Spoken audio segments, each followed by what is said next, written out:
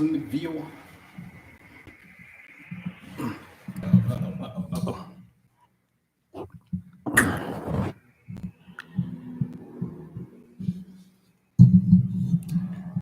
me fix that.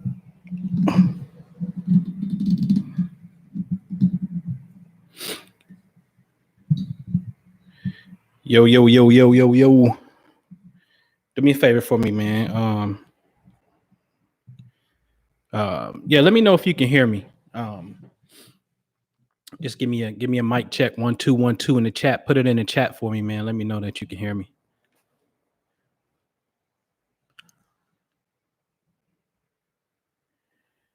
Mic check 1 2 1 2. Put it in the chat for me. Let me know if you can hear me. What up, Rita? Can you hear me?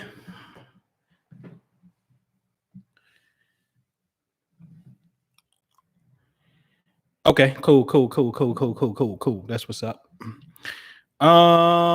Man, everybody, man, I guess, man, thumbs up. Few people that's in here so we can alert people that they in. What up, Ernest? What up, Nikki Love? What's happening? Just do me a favor, man. You know, they got that weird algorithm. Hit the thumbs up for me. Katrina, what up? Katrina, what was you supposed to call me? But hit the thumbs up for me, man. That way we can alert the people who subscribed and all that good stuff, man, and get it out there in the world. Come on, man. Let's go. It's like 16 people in. At least got to get the quick 10 real fast. So hit the thumbs up for me. What they be doing? Thumbs up. We get this party started, man. It's gonna be a quick, good one.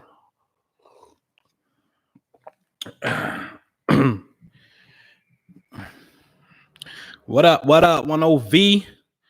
What up, man? You still up in the D? Yeah, you was, Katrina. Syrian 19. What up? Uncle James. What's good? We almost there, man. Come on, man. Thumbs up, man. 22 in here, man. Let's get over 10. Let's go. Mintu, the OG. What's happening? John Jones. What's good? Okay, man. I got to get up there this summer, man. For real. All right. The internet savior. What's happening? All right. Everybody in here. Come on, man. It's thumbs up. Beetlejuice, man. If you go to Fixed Stars Astrology, what up, OG Bruce Lee? You can get some information on Google Fixed Stars Astrology, and then it's a site I think called astrology.com, and it give you a list of fixed stars, and it will give you their influence, their meaning. Justin Lee, what up? Just Blaze. All right. I don't know, man. I think somebody else mentioned something there. I gotta look into that, right? But shit, all stars are an explosion because it's light. You know what I'm saying? The beautiful thing though is certain things could have exploded in their time many light years ago. And given that we're so far away, we're just now seeing it. But if you were to travel there, that shit is already dark. It's just like the light of the sun takes 8 minutes to hit us. So, you know, if you turn the lights out on the sun right now, we still have 8 minutes of light left. And then 8 minutes after, then it'd be dark. You see what I'm saying? So some of these things could have exploded already, and we're just looking at remnants of stardust. You know what I'm saying? So RIP to my homie Stardust too. Legend of the Threes, what's happening? Internet Savior, what's good? Stephen Robinson, the filmmakers, what's good? All right, so yeah, everybody that's chiming in, thumbs up. Brian Davis, what's good, bro? So I want y'all to check something out, right? So on March the 3rd, I don't know, man. I gotta look into that, John. What's your opinion on it exploding on us after it explode? I gotta look into that, man. Andre, what it do? Sherry, hey, what's happening? So back on March the 3rd, I did a private invite via YouTube. You would have had to been there. I didn't do no email blast. I didn't let my in-house people know, Family Wealth Club. We didn't let our membership members know. It was like, yo, either on the channel and you rock with it, and let's see if we can do something. And you can go look on this, you can go look on this timeline right here, where the name of the video was like, let's call home Sirius activation. So let me explain that, because I have firsthand experience, years of experience of documenting how we can program the matrix, or look at what you call thoughts in the universe. You think it and believe it, and it's going to become real. That's very true. So on that meditation, I said, hey, in a couple days, I think it was the 5th, we're going to see a special alignment outside in the sky. And we're going to visualize. Let me tell you what happened. The moon was in front of the constellation Canis Major, which is the dog constellation that deals with the brightest star in all of the heavens, called Sirius. Okay. So the moon would be in the sky right here. And if you look further back, you will see a bright star, which is Sirius, and it was in the perfect conjunction. So what we're going to do is moon dog. You got to understand that this place has been written about for eons, dealing with cosmic theology. Okay. Meaning, they think that, this constellation Sagittarius looks like a half man, half horse. Therefore, we're going to put him in this story and say that, his father is Jupiter and he went to go fight Medusa. And you start making these stories based upon what the constellations look like to you. And then also in conjunction with what you see humanity doing. So it's super duper dope. They actually cast a spell for the future us to walk out and play out some of these energies and whatnot. But that's another dialogue. And so one thing that you got to give the utmost respect to is your Black African ancestors, who were big on celestial sciences. In fact, it's just not Africa, to be honest with you. It is all of the world civilizations and cultures, whether you want to go to Africa, the Asian, to South America, to Native American. You understand what I'm saying? It doesn't matter. Peace, Quality High. Peace, Joshua. It don't matter. They all had reference to cosmic phenomenon. Okay. So when the moon is in front of this particular constellation, Sirius, this becomes very, very, very important. The imagination guru, what up? This becomes very, very important. What up, King Simon? Very important. Okay.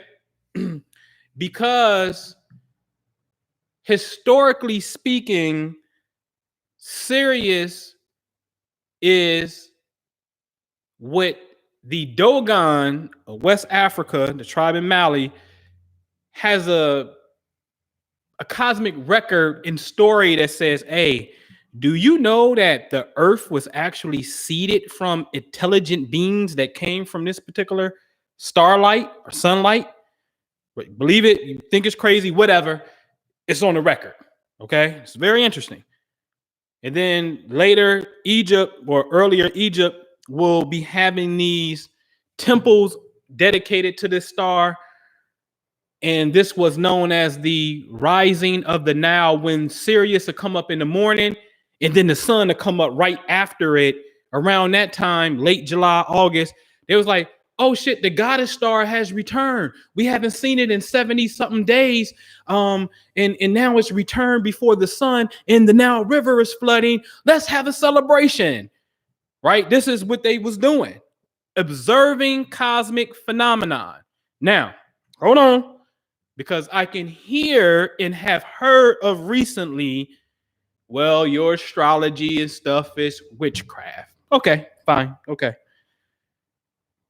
If you dare believe in the Bible, you can't, because you would know that, oh, what I'm talking about is absolutely the truth.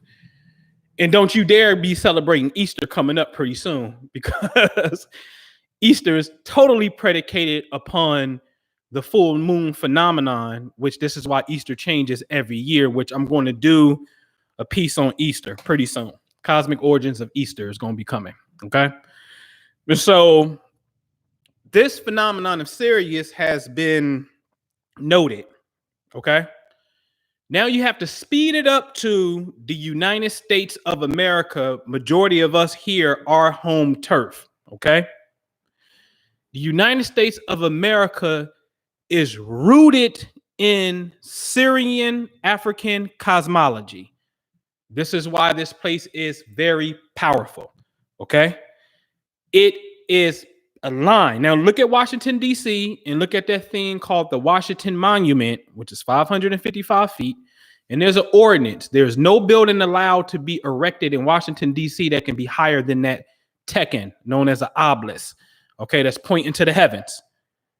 It is a known fact that your ancestor, the great Benjamin Banneker, observed the cosmos and did his something called the Federal Triangle, which is going to be based upon 3 stars in the heavens. You can look into a book called The Secret Architecture of Washington, D.C.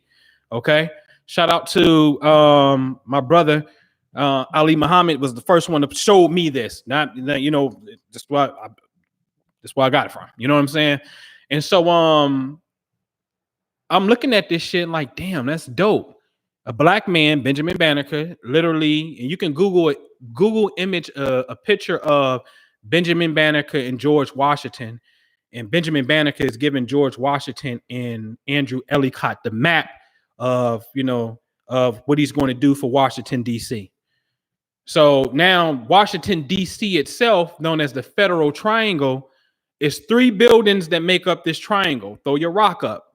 So at each point of the triangle, it's going to be 3 buildings that correspond to 3 stars. The Capitol building corresponds to the star Regulus. Okay. Which Regulus is regulator. Shout out to Warren G and Nate Dogg. Regulator, mount up. Okay. It's a whole video here dealing with Nate Dogg and that energy as well. And Regulus. You got to see it. It's dope. So then you got the Capitol building at Regulus. Then at the other point of the triangle is going to be the Washington Monument, which is a star known as Spica. And then the other building at the point of the triangle is going to be the White House, which is going to correspond to a star called Arcturus. Okay. So in the heavens, Arcturus, Spica, and Regulus make up the Federal Triangle. Now, when you start getting yourself into the literature of light beings, and usually it's Europeans that's talking this because niggas is just, you know, a little bit behind, be honest with you.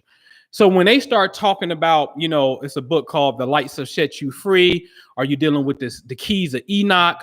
You will start hearing these people talk as if they're channeling information from star beings that are coming from Arcturus, Sirius, and these other constellations. Okay.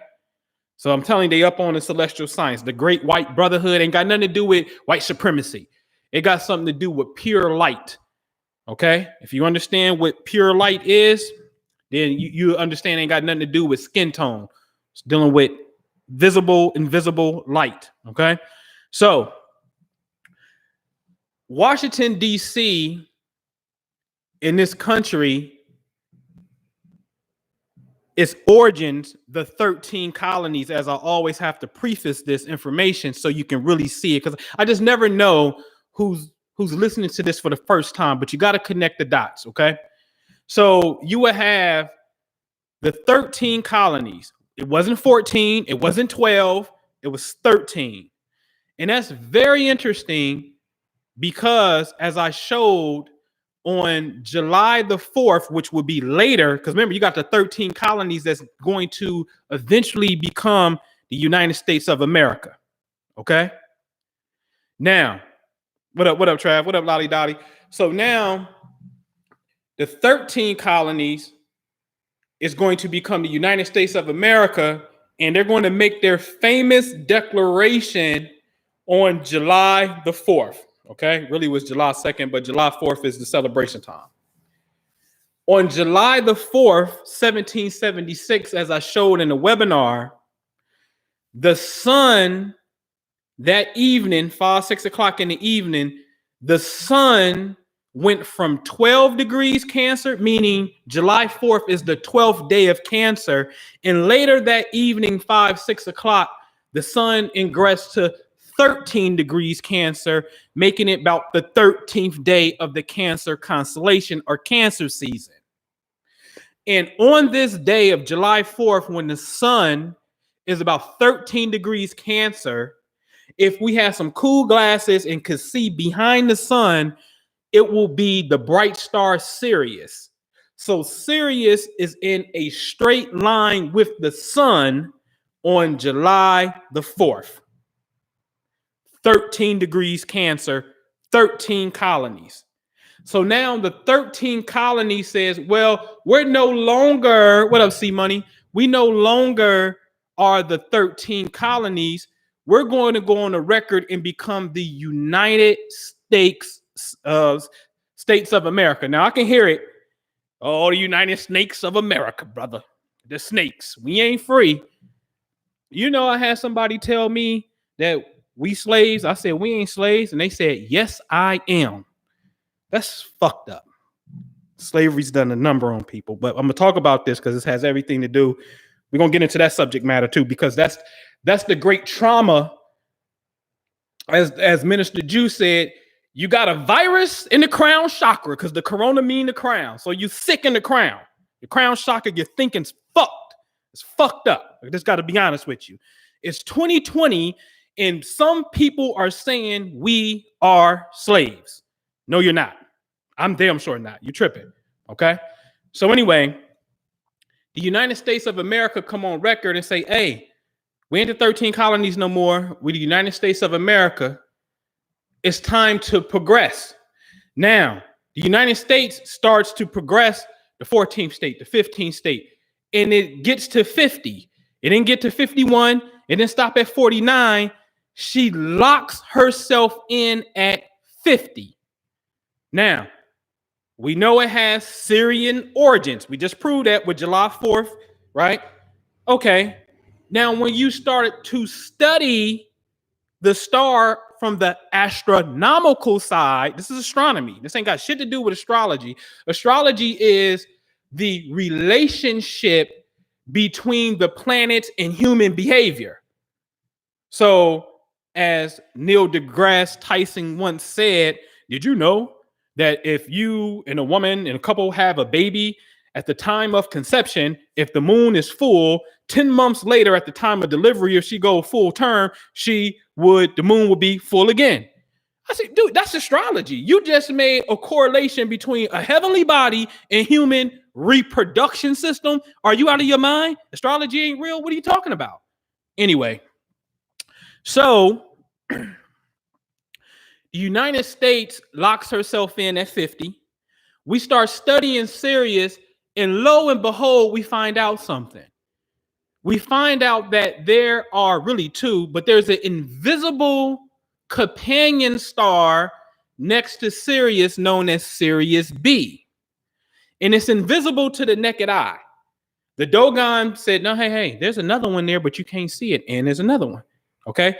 Then scientists, astronomers later find out, like, oh shit, wait a minute, it is another one that's there. And there are two companion stars, and every 50 years, they do this little swap with each other, like a figure eight. Draw the number 8. And every 50 years, they're swapping paths with each other. So now you have to ask yourself something. Now, this is a serious question.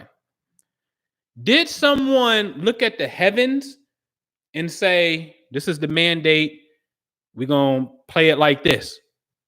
That's a possibility because Benjamin Banneker was there in the beginning to make an observation and say, here, these 3 buildings, or those buildings weren't even there yet. The federal triangle will be designed off of these three stars. We're going to, as above, as somebody just said, as Quality High Record just said, as above, so below. So below, as above, we don't talk about that though. We're going to get into that. So below, as above, thought, quantum field, cosmic field, universe, thought comes back, manifests. That's so below, as above. In fact, there is no above and no goddamn below.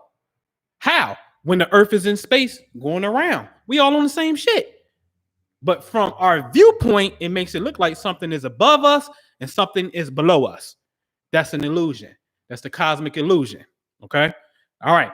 So now we figure out that Sirius A and B are actually swapping positions every 50 years. In the United States stops at 50 stars, which is symbolic for the 50 states. So the United States of America is on some star science clearly because its representation of physical states are stars. It could have been anything else. It don't have to be stars. It can be anything, but it's stars, right? Islamic, the moon and a star, 9 times out of 10, right? China, you see a star. You just see universal cosmic principles when you're dealing with a country. So really a country in old times used to always have what? A priest. Someone who understood. Hence King Herod. Oh, hey, the stars have aligned. The Messiah was born. Hey, y'all niggas that study them stars, man. What was this nigga born at? I need you to go find that nigga and holler at me and let me know when when you find him. Come on, man. How you gonna be a wise man to study the stars? You consider it wise, but it's witchcraft though, right? Can't be. Okay. So now that the United States is Syrian, 13 colonies was Syrian, progressed to the United States of America, 50 stars, 50 states. But this is why I love 50 Cent. His energy is right there too. Him and Kevin Hart energy like July 6th, same portal. I keep telling y'all, Jew said it a long time ago. Jew is the imagination guru. Minister Jew said it a long time ago. The hieroglyphs are no longer on the walls, ladies and gents.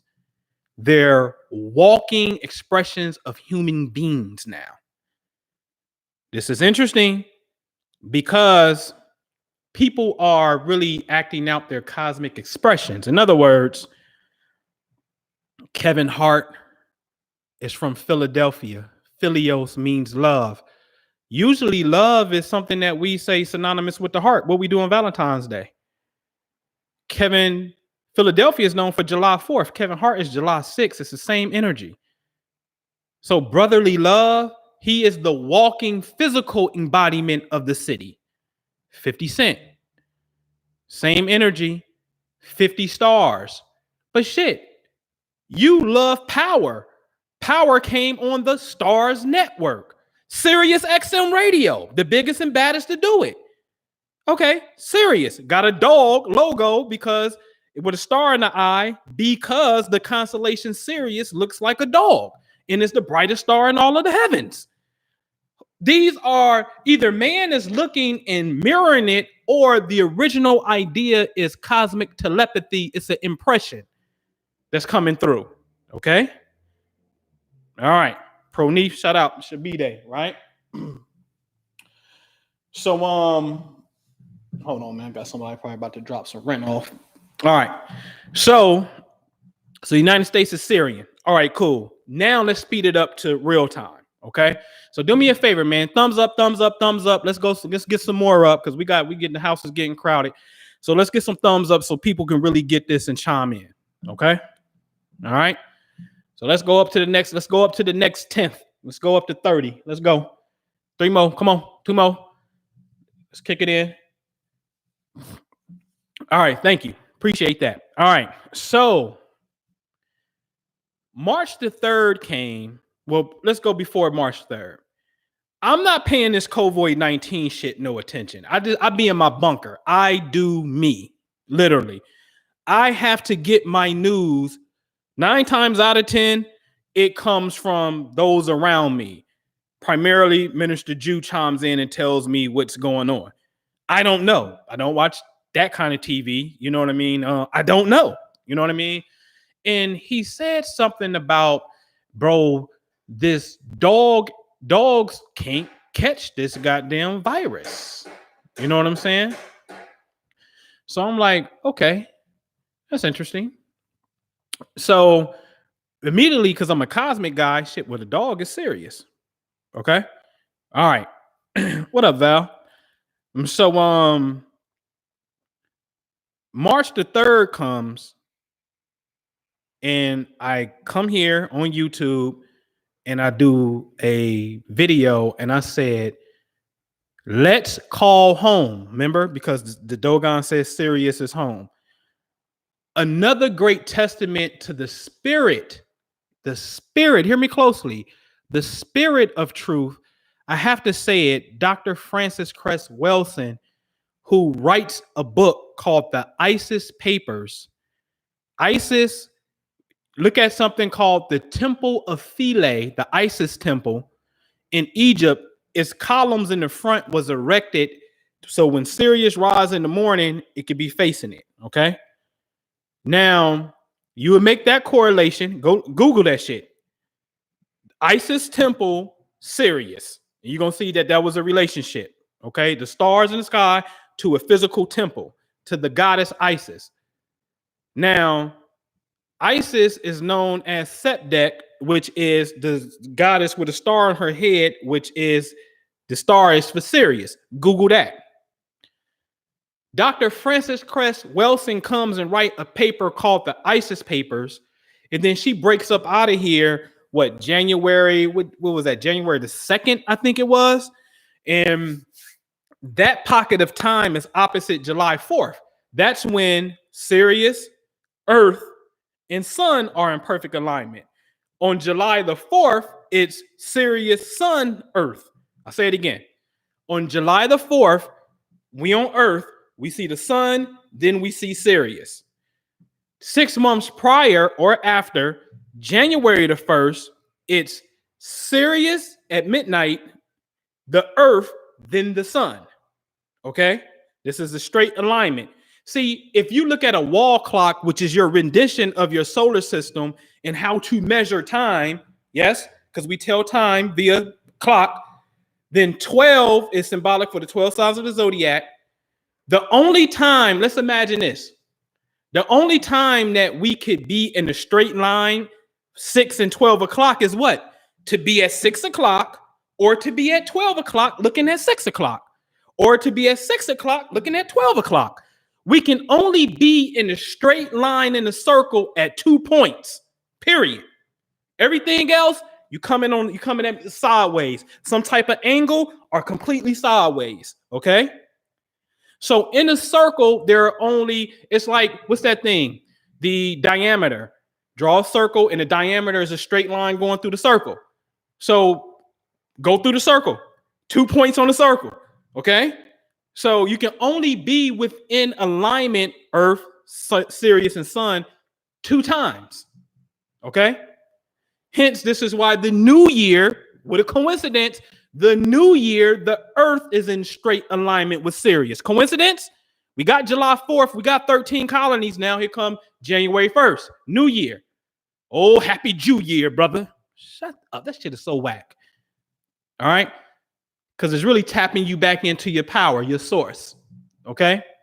Now, Dr. Francis Cress Welsing, who is really Isis, which is really Sirius, checks up out of here and departs when the Earth is in alignment with Sirius. Where'd she go? You gotta answer like, whoa, like hold on, really ponder this. A circle is our reality. There's only 2 times a year when the Earth is in straight alignment, and only 1 time technically when the Earth is in next to it. The other time is the Sun, then Sirius. So it's only 1 time that the Earth is in between the two, because the other time is the Sun is in the middle. Okay?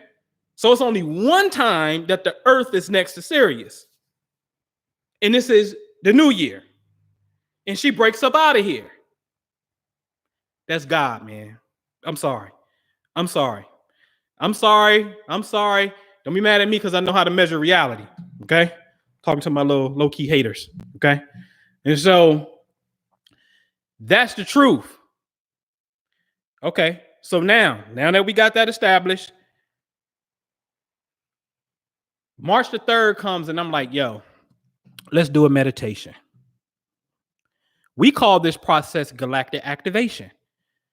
I've been did a DVD on this years ago. It's so powerful. I swear to God, Minister Jude said, take it off the market, put it in a time capsule in the ground, nigga, because this shit here is next level and people will have to discover it in the future. Okay? I'm talking about going somewhere like Serpent Mound and simply meditate on the snake, and then next thing you know, snakes makes the news. But anyway, March the 3rd come, and I'm like, okay, let's call home. Remember the great Bobby Hemmett be like, got on the phone with the spirit world. And I used to wonder, why the fuck ain't these people in the crowd be like, oh, hold on, time out. How do you get on the phone with the spirit world? I never heard that question. We had to figure that out. So the moon, what do they tell you the moon is? The moon is a satellite of the earth. That's what they tell you. What do a satellite do? Receives data and sends data. Yes? Okay, then. The moon is really a space-time accelerator, bro. If you understand how the cosmos work, the moon is a space-time accelerator. Okay? So let me explain that. Because tonight, if the moon is in Aries, okay, let's just take, here we go. Let's take 9/11, for example. 9/11. The sun is in Virgo. Every year on 9/11, people cry and mourn. So this area of space, the sun is in front of Virgo, planes come crashing into the building, bam, and it's a horrible day. You have to wait an entire year for the sun to come back in that same spot, and like clockwork, you cry. But every month, the moon is in that same exact spot because space is intelligent. This is why some of those Eastern cultures use moon calendars and things of that nature. I personally don't use the moon calendar.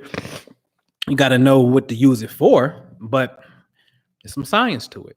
The moon is in that dirty space called 9/11 every month, and you don't need to be crying and casting a negative emotion at that time of the month. And that changes every month too, because the moon ain't there every 11th of the month. Okay? But my point is, what takes a year for the sun to shine light on, the moon is there every month, bro. Every month. Okay? So space is intelligent, and you got to learn how to program space. All right. So now I say we're going to make this call because the moon is going to be in front of Sirius. So what we're going to do is we're going to simply imagine dogs or wolves howling at the moon. Go watch it. It's a video right here. I said it. It's documented. Documented. And I said, watch. An event comes back that is going to mirror our thoughts. Watch and see. 3 days later on March the 6th, see, they're in the chat telling you. OG Bruce Lee was there. 3 days later on March the 6th, I did another video and said, how was your serious meditation? And I want y'all to go look in the comments. There was a brother that said, yo, a bag of dog food appeared on my porch. I said, wait a minute. Do you got a dog? He was like, nah, bro. It was empty dog food, but it was a bag of dog food on my porch. I said, stop playing with me, man. You want me to believe that you did a meditation on a goddamn moon that's in front of the dog constellation, and our thoughts is about dogs howling at the moon. And then all of a sudden, a bag of dog food was on your porch and you don't own a dog? He said, I swear to God. Go read the comments. But we always do this phenomenon. That's why me and you don't be trying to hear all that other shit people be talking about. I mean, we ain't trying to hear Illuminati. We ain't trying to hear fear tactics. They scared of you, black. They ain't scared of shit. Ain't nobody scared of you, nothing. It was at one point in time, people just didn't like you. They ain't scared of you. Okay? Got nothing to do with that, man. Got to tap into the force. So you can go read the comment, okay? One person was like, man, as soon as I finished, my little girl, my daughter started howling at the moon. And as soon as we finished the meditation, dogs started barking and howling. Go read the comments. But I knew the purpose was, and what did I say in the original video? The purpose is to show you the power of God. That's the purpose. To show you the power of God. When we collectively, it can just be 15 of us, 10 of us.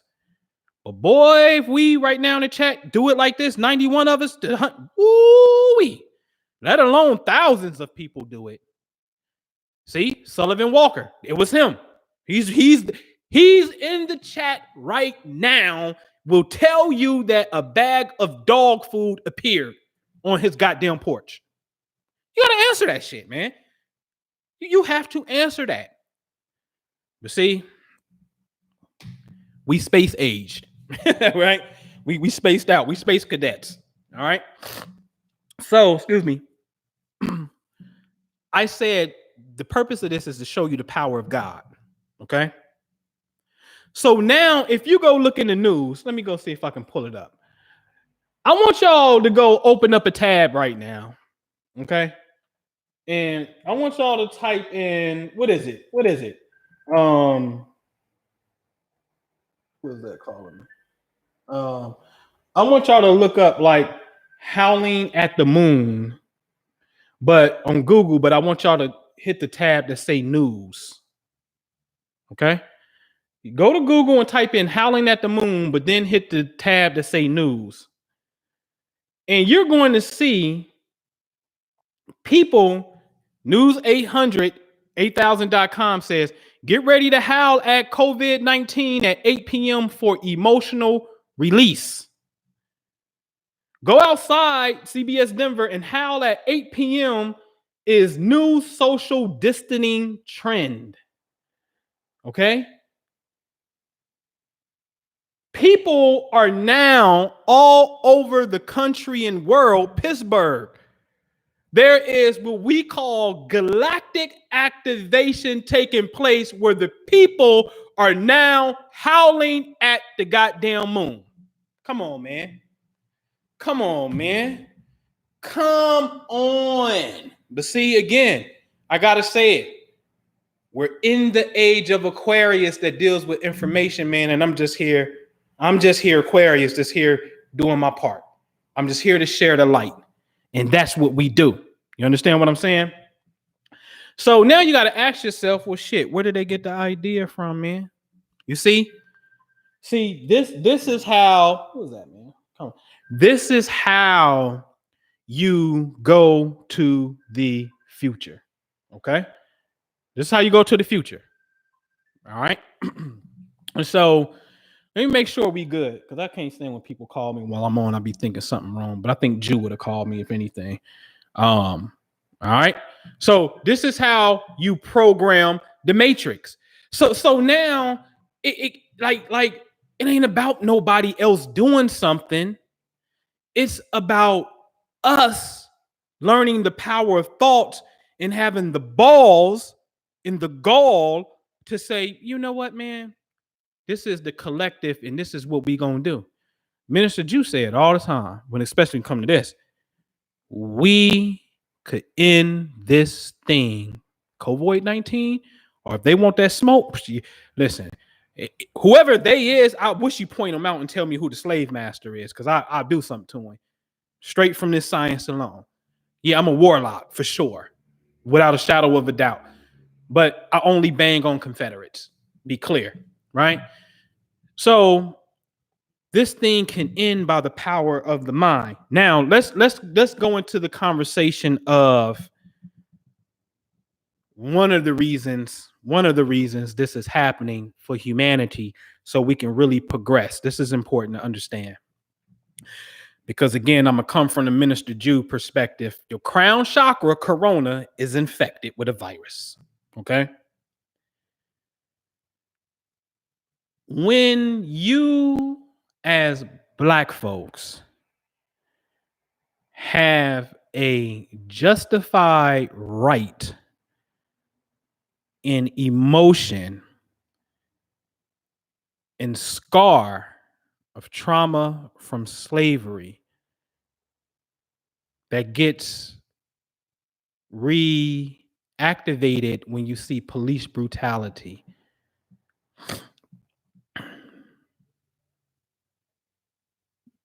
The failure to produce a solution creates a very serious problem, because now you see Freddie Gray, rest in peace. You see Eric Gardner, rest in peace. Sandra Bland, rest in peace.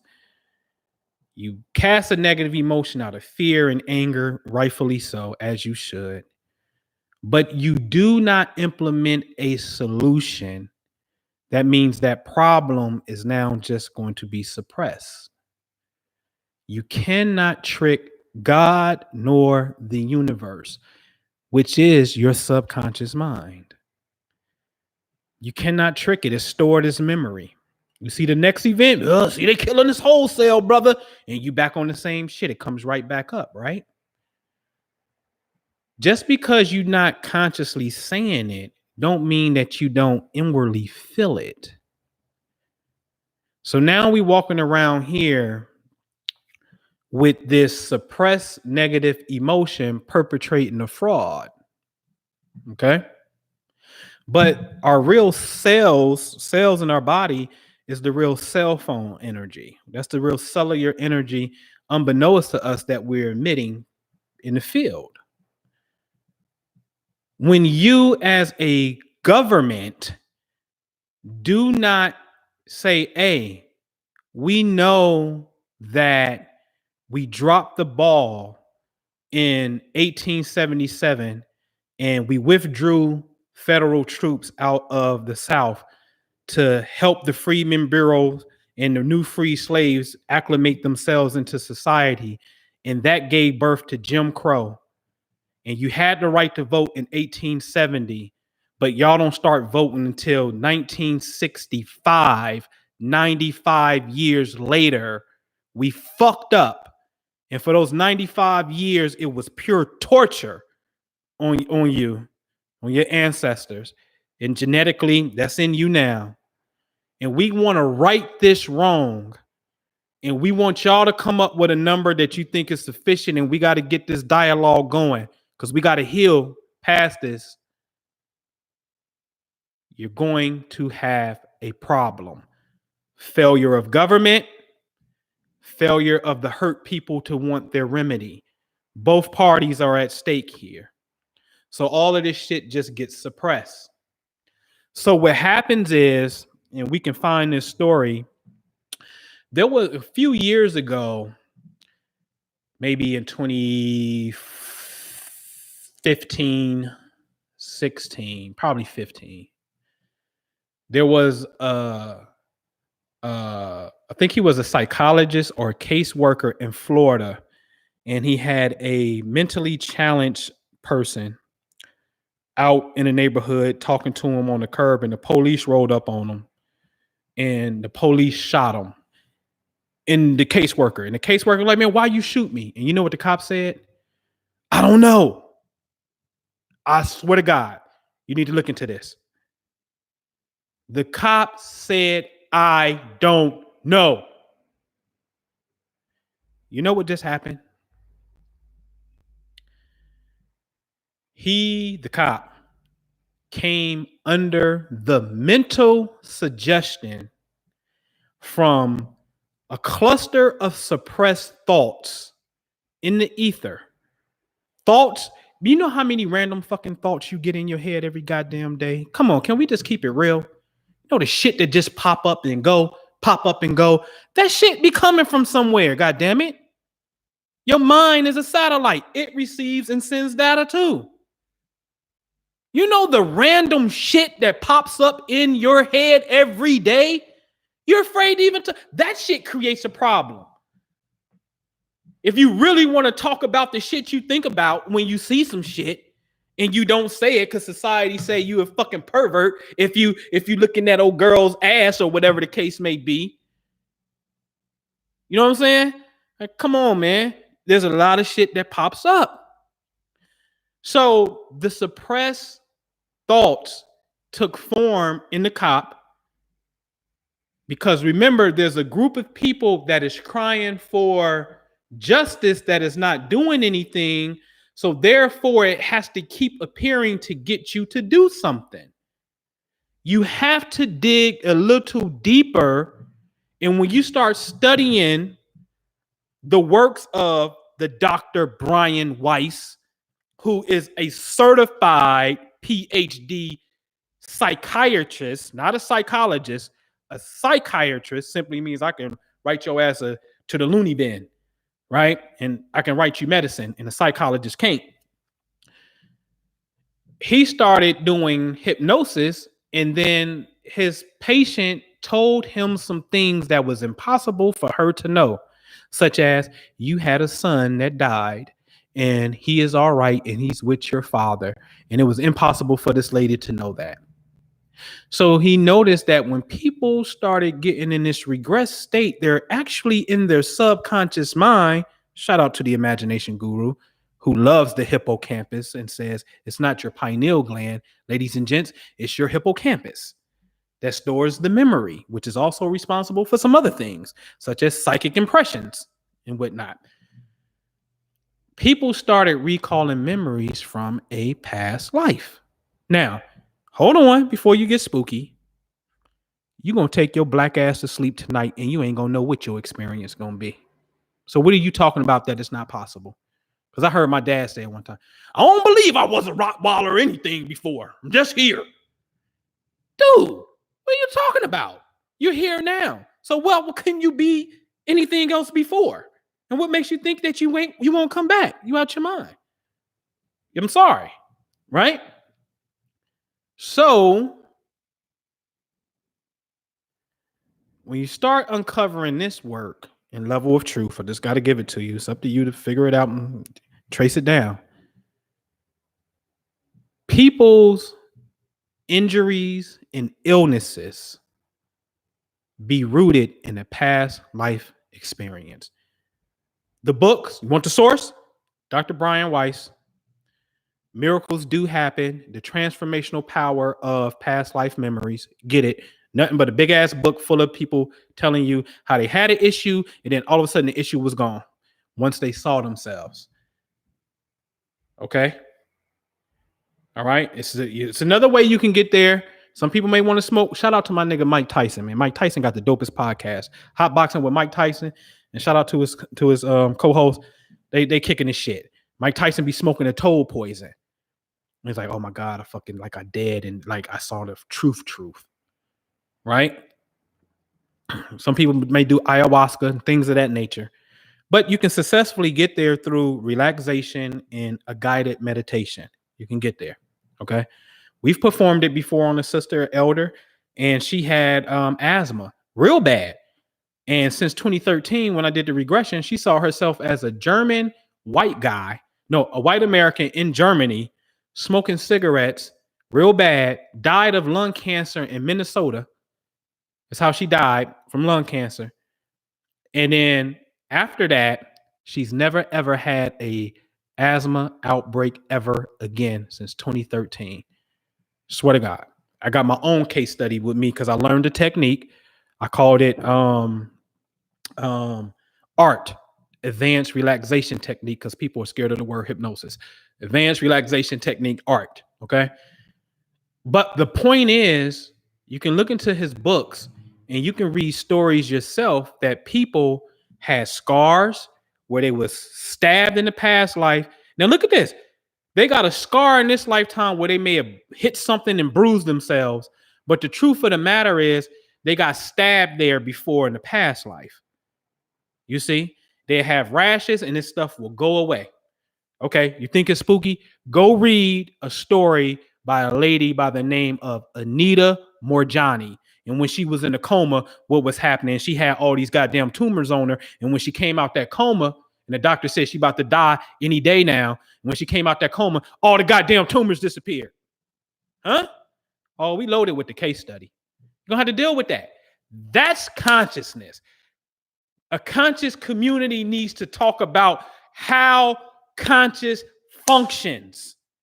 Ain't got nothing to do with just history. Ain't got nothing to damn sure ain't got nothing to do with scalar weaponry 19 and all that shit. Ain't got nothing to do with consciousness. Consciousness needs to be taught. How does it function, and how does the function and application of it produce the reality that we desire? That's the conversation to be had.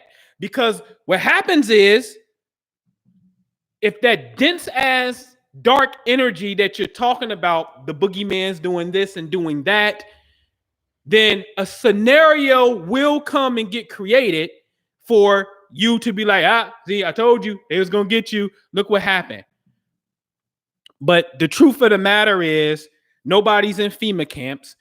The truth of the matter is, they like, hey man, just go in the house until this shit pass over. The truth of the matter is, when there is an incident of police brutality or police kill a black person and you go out in the streets and riot, that's the perfect time to institute martial law, because now you're fighting against the police state, and it's a perfect time for the enemy to go on your side of the lines and act like they're one of you and do something to one of them to justify locking your black ass up. But the best they do, as Minister Juice says, is give you curfew and say, please go in the house. Please stop tearing up shit. Please stop burning up stuff.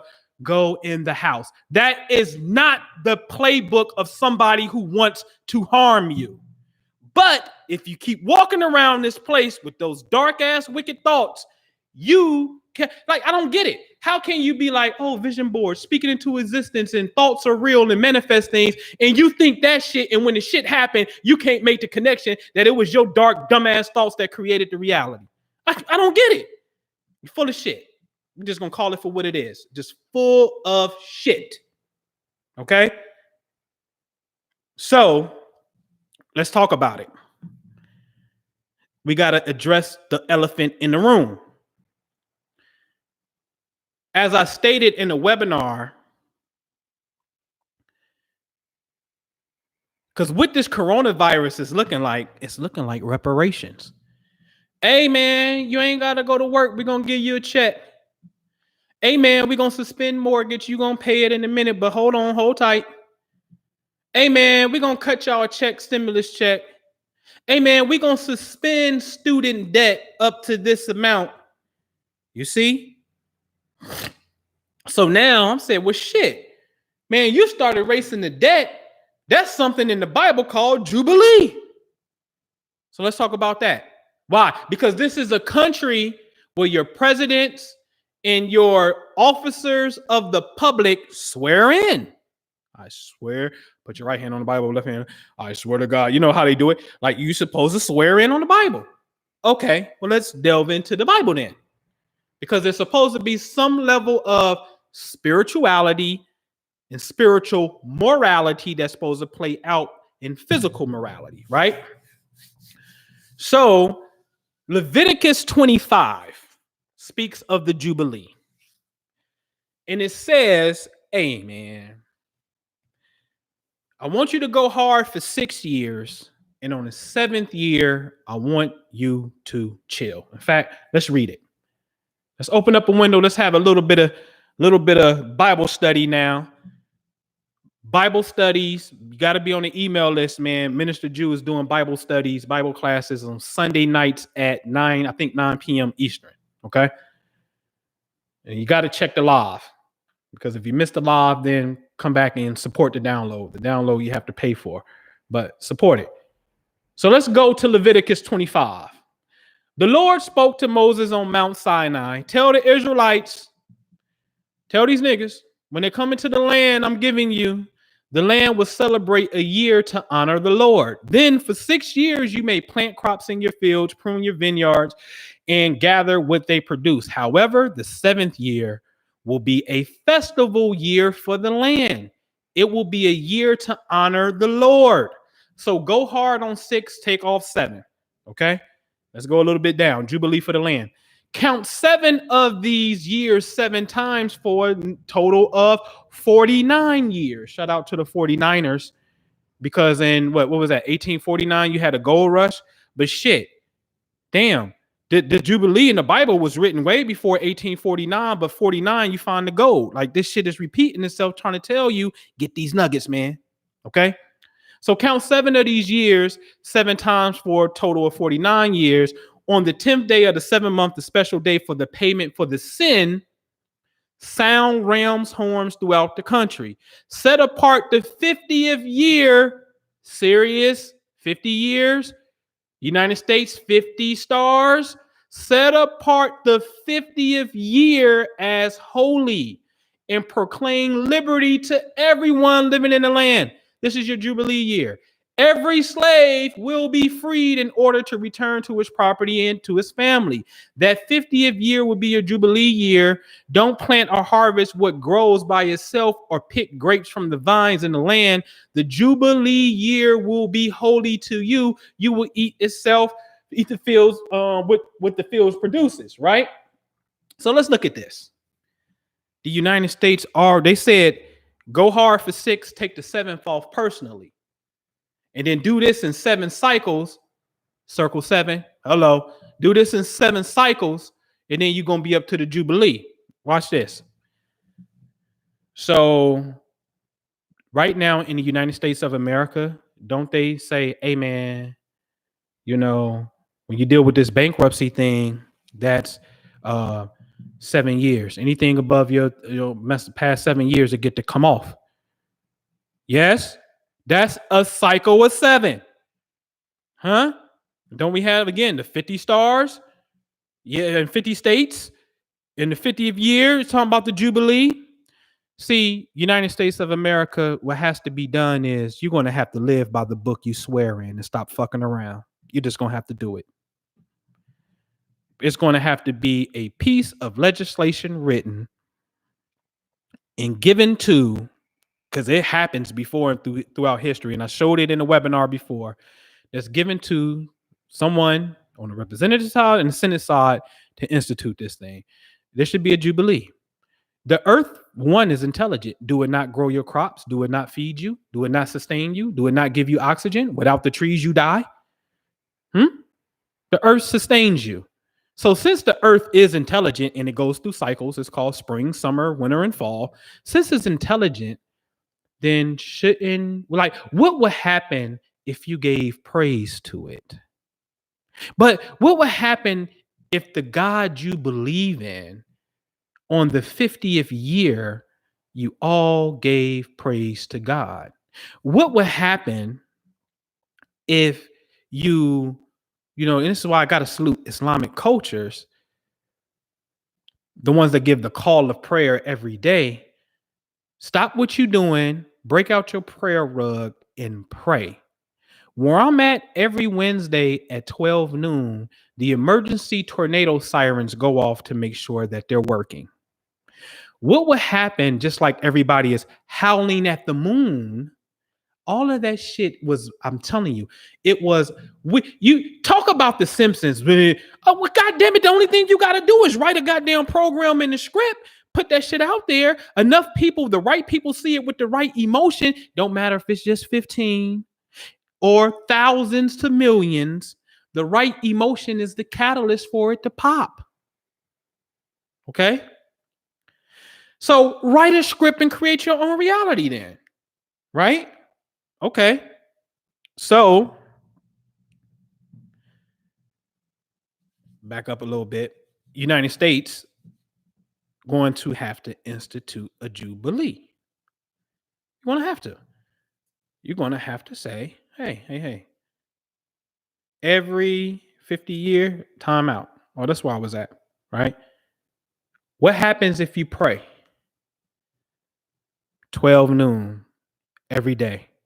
The howling at the moon, it's a quantum projection to say, hey, pray, call on God. What did Puff say?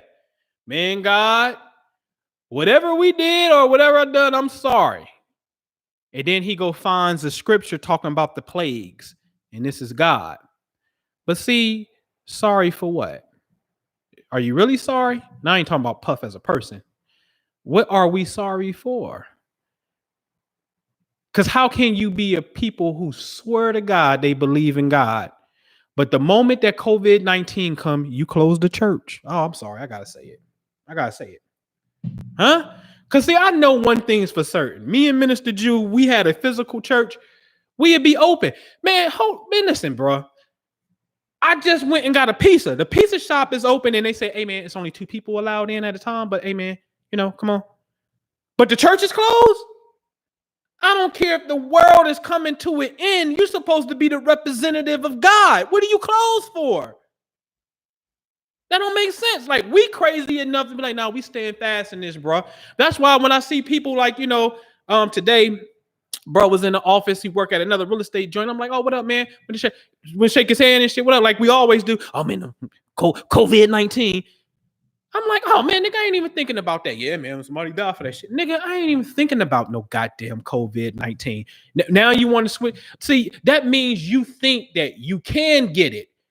I'm so goddamn firm in my belief. I know I ain't getting that shit and I'm going to dap you up. How about that? And if I do, then goddamn it was meant to be and I deal with it because I just believe that way, right? So the call that's going out is really supposed to be a collective call of God.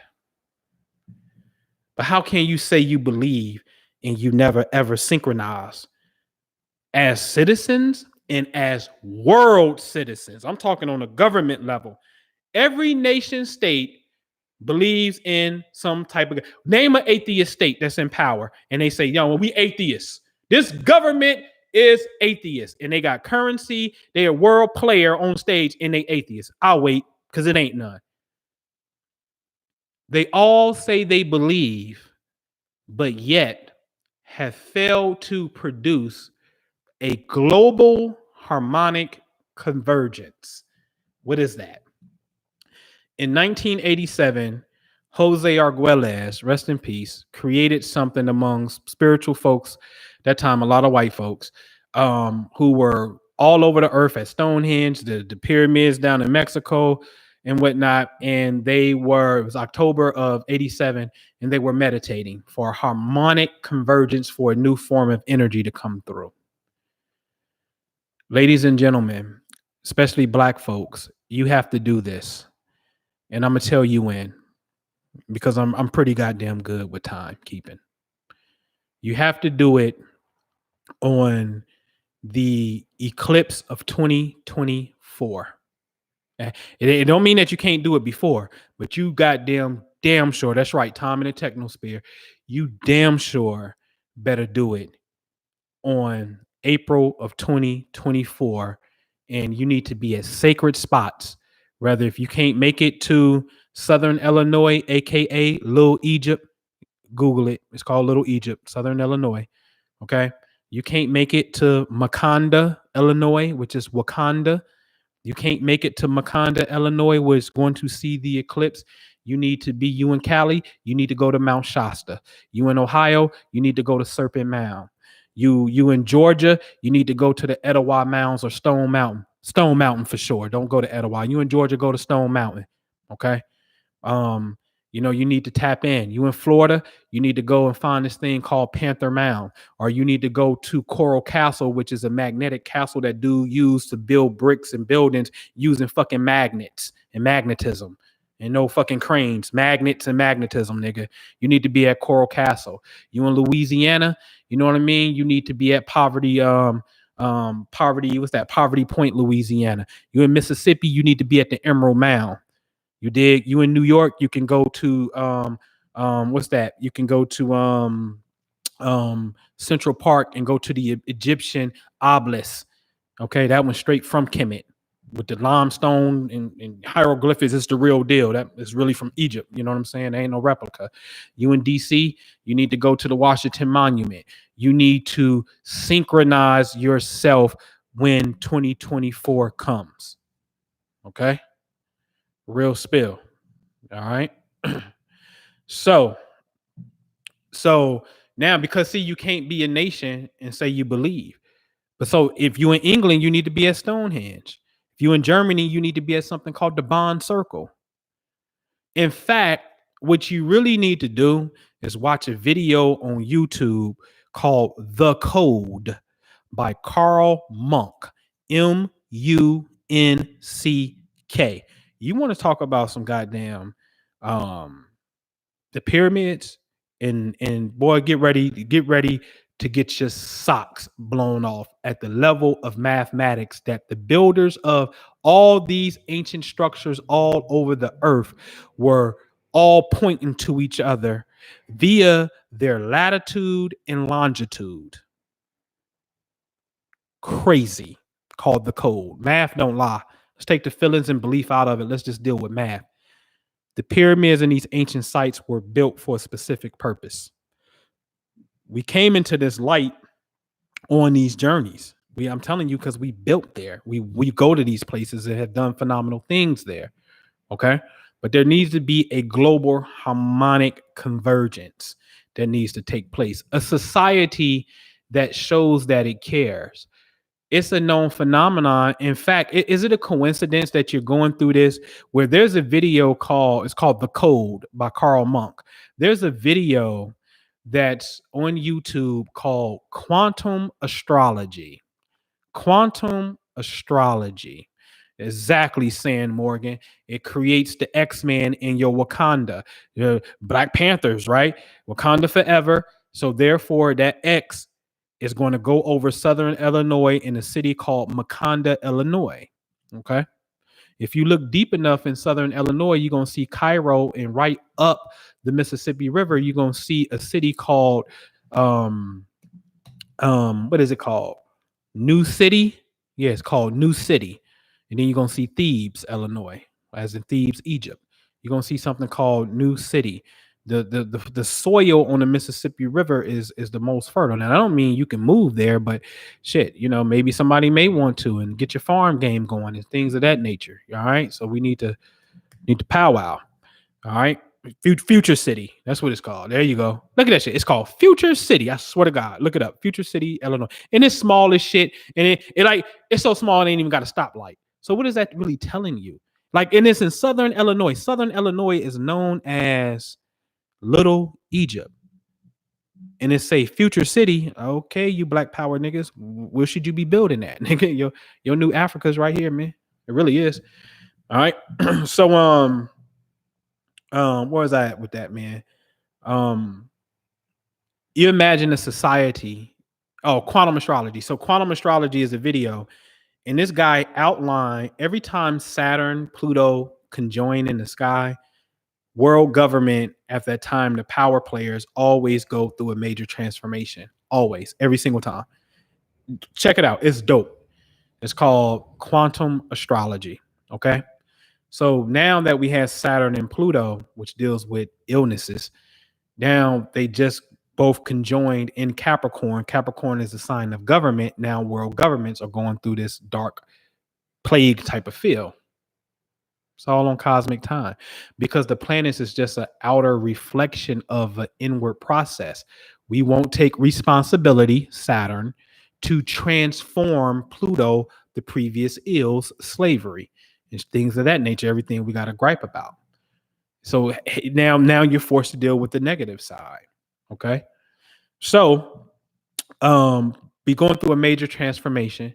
And that next transformation is you have a whole country of people who believe in Bernie Sanders type of ideology. And that's fine because that's more of an ideology of socialism that says everybody gets the same. It's equality. It may not be tiers of richness. It's just equality type of vibe. And that's not really fair. You didn't work as hard as me. You didn't practice as hard as me to do this. And you get the exact same. That's just not fair. But you absolutely need to progress as a humanity um, world governments for sure, when you can get to a point and say, hey, within the Jubilee Act, um, you get one time in a 7 year cycle that you can renew your credit. Now, since we're already on the books for 7 year credit and things get wiped off and things of that nature, and we already on the books of the seventh day is the holy day and the seventh year is the holy year and this Sabbath thing. Um, we already in the culture of seven on the dice, right? Then within 7 years, your credit needs to be at 700. And the earliest within this 7 year pocket or 6 year pocket, because the seventh year, this is when you're going to be restored in a sense. At the halfway mark, 3.5 years, this is the earliest time that you can redeem your Jubilee renewing for yourself to bring you back up to a 700 credit and the debt gets passed off. But it don't mean that you can continuously go get things that put you in debt and just wait and play it off. Because if you do that nigga shit that you used to doing, and we see that you do that 2 consecutive times, then you automatically lose your right to Jubilee until you get to your 50th year because you playing a little con game. Because people will do that. You understand? So there's always got to be this checks and balances that take place. But the point is, when you get to that point of evolution where you can implement empathy and caring and love through policy, where every major city you go to and you get off the highway, there's a homeless person there, and majority of them went to war for the country. And surely it's a mind state. But what happens when they say, I can go redeem my Jubilee Act within this timeline and get my shit together, erase the debts and whatnot, and get put into, I guess, housing, community housing. We do public housing anyway, you know what I mean? Get put in housing and whatnot, and reach this new, restore myself, redo. Now, if you keep falling out, then maybe there's something else that needs to happen. But the point is, there has to be some form of rapid restoration. And if you swear in by this Bible, then the code is right there within Leviticus 25 dealing with the Jubilee. Okay. So if we gonna play the game, we got to play it all the way. You see what I'm saying? And we have to address what I call we have to address the police brutality issue, which is it's really easy to solve. The moment that you sign an application, you have to know that when you become an officer of the public, this means if you violate this, then especially through the murder of someone, and I'm specifically talking about unauthorized or uncalled for murder, um, with no evidence, your body cam was not on for whatever reason, and it wasn't a scuffle that made the body cam go off because the person was resistance, and we see the resistance in the beginning. I'm talking about, no, it ain't for some reason your body cam just wasn't on. We got to take your word for it. Sorry, you forfeit a right to a trial, and you agree that you forfeit your right to take this job, and you agree to spend life in prison. So if you take a life that cannot be justified, then you will spend life in prison automatically. There is no defense. So it's kind of like when you have this thing that says you got the right to bear arms in the Constitution, but you've been convicted of a felony and now you can't carry a pistol. What's up with that? I don't think I've seen in the Constitution where it says you have a right to bear arms except when convicted of a felony. So maybe it's there now. I don't know. But the point is, obviously in law, you can forfeit and waive rights. So you're going to waive your right to any trial if you cannot, if the, if it can't be justified on why you kill someone. So the Sandra Blands, Freddie Gray, they died in the police wagon. Huh? The fuck? Oh, not guilty. Fuck out of here, man. What I say in one of my rhymes, man? Verdict not guilty. That shit we ain't feeling. Like that's creating a problem. United States justice system, and that's what validates people saying United States of America. I totally understand. I do. Totally get it. That validates United Snakes of America when they beat the shit out of Rodney King, man. That shit was uncalled for. You choked out Eric Gardner and chokeholds was illegal. Then you say not guilty, but in civil court you pay the family millions of dollars. God damn it. If it's not guilty, then there shouldn't be no civil punishment then. How?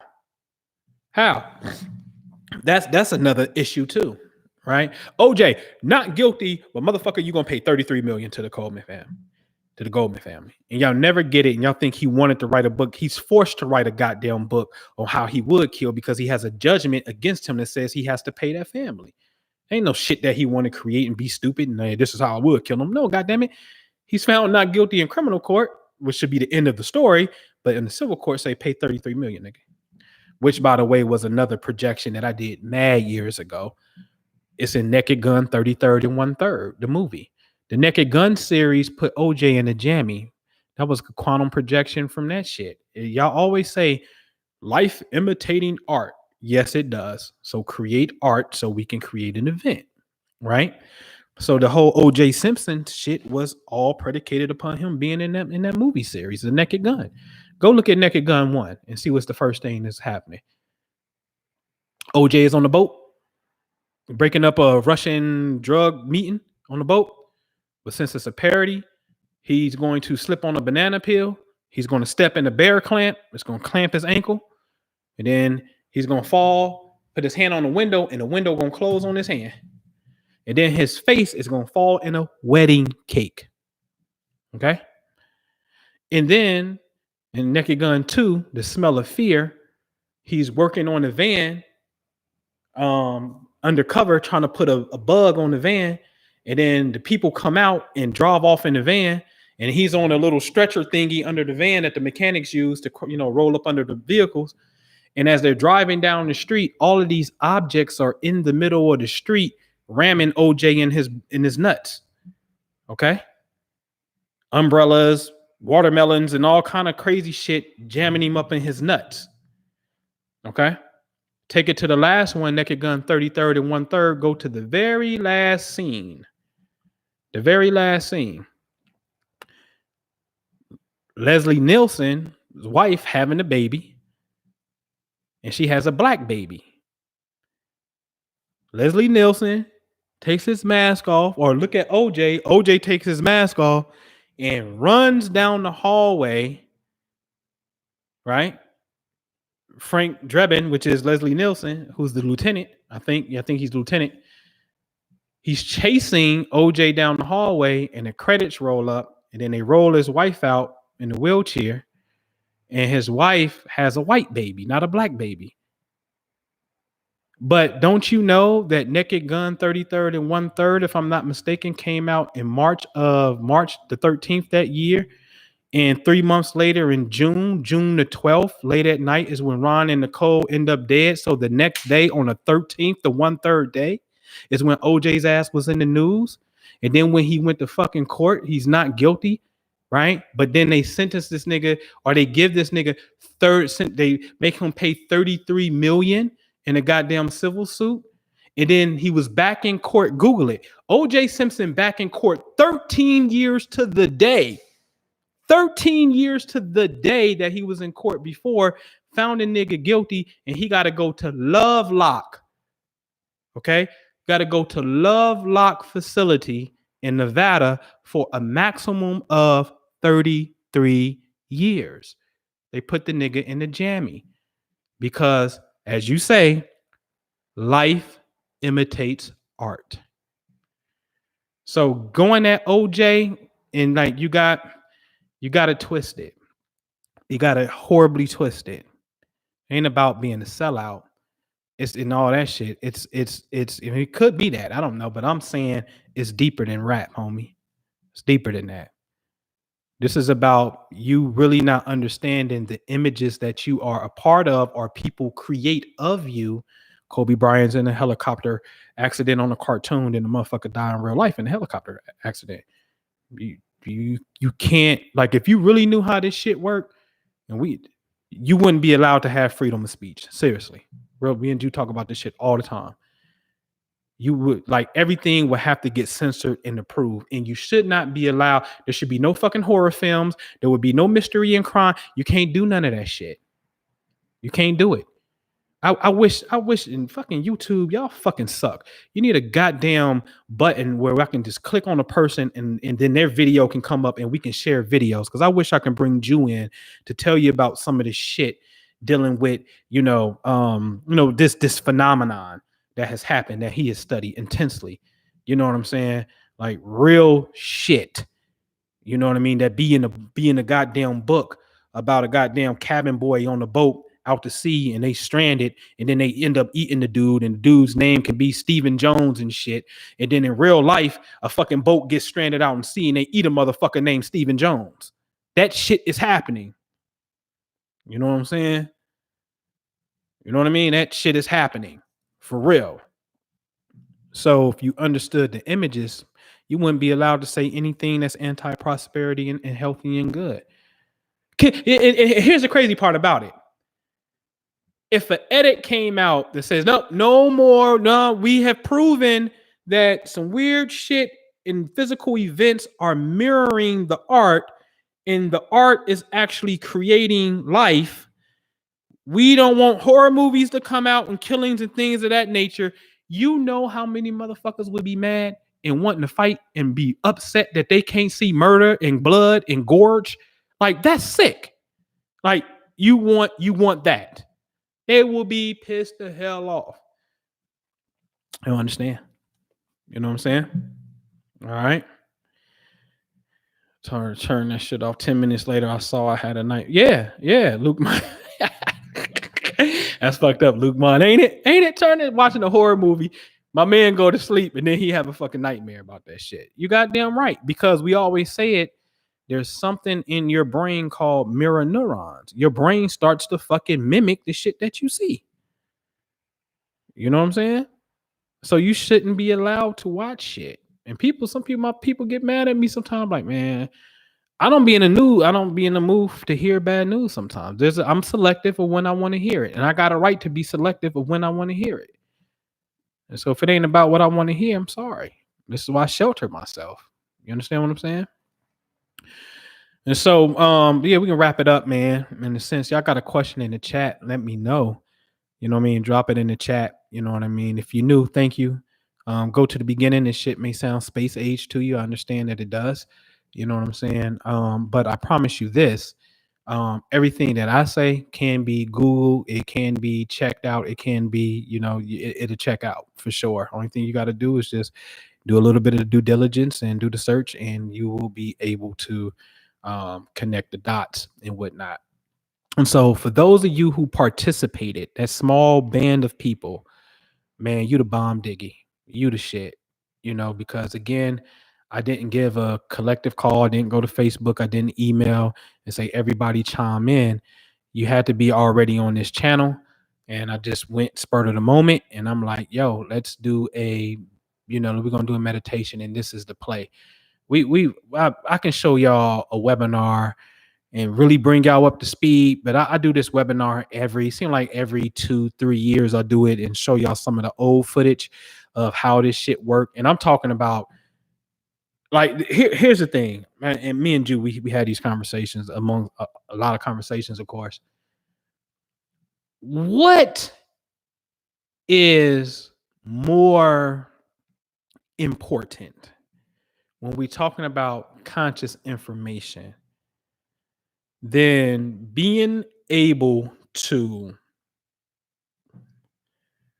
visualize something and send it out, and then watch the event happen. Like, what's fucking with that? Then also to be able to make a prediction and say, yo,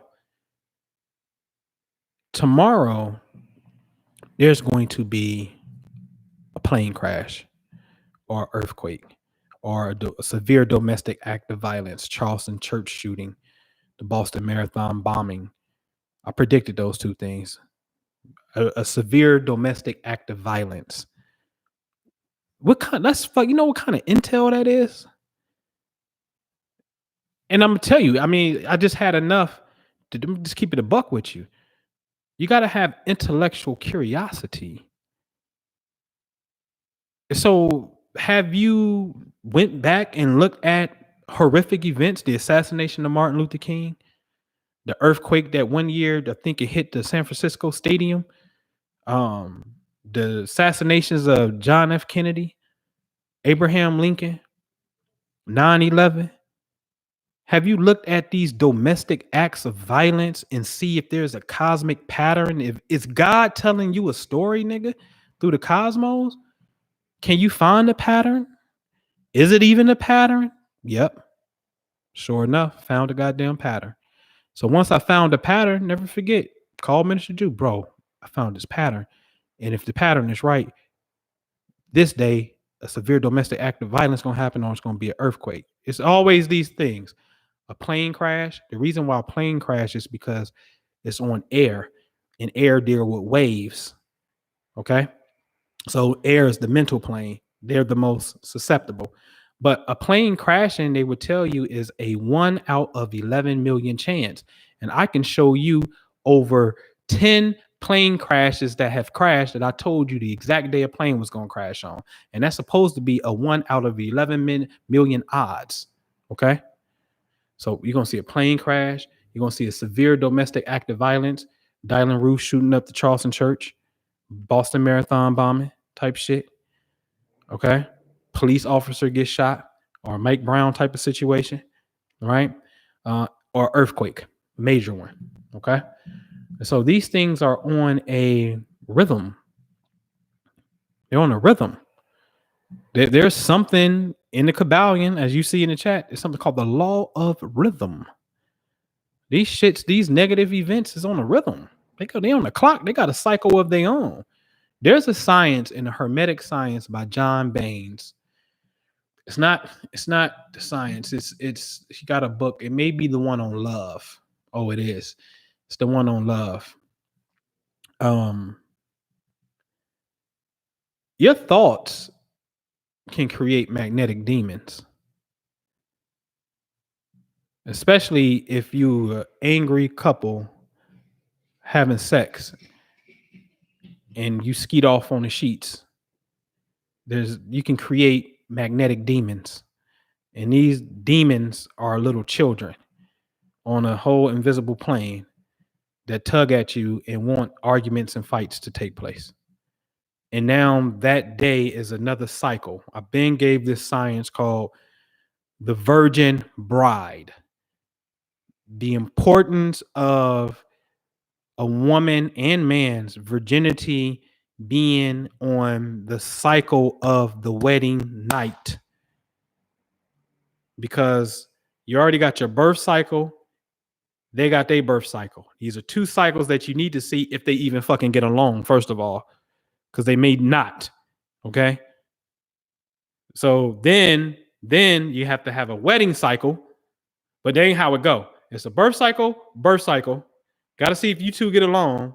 Then you fucking, and then you got to see if that cycle corresponds to, it's at odds with you or at odds with this person. Got to see if it's cool with that.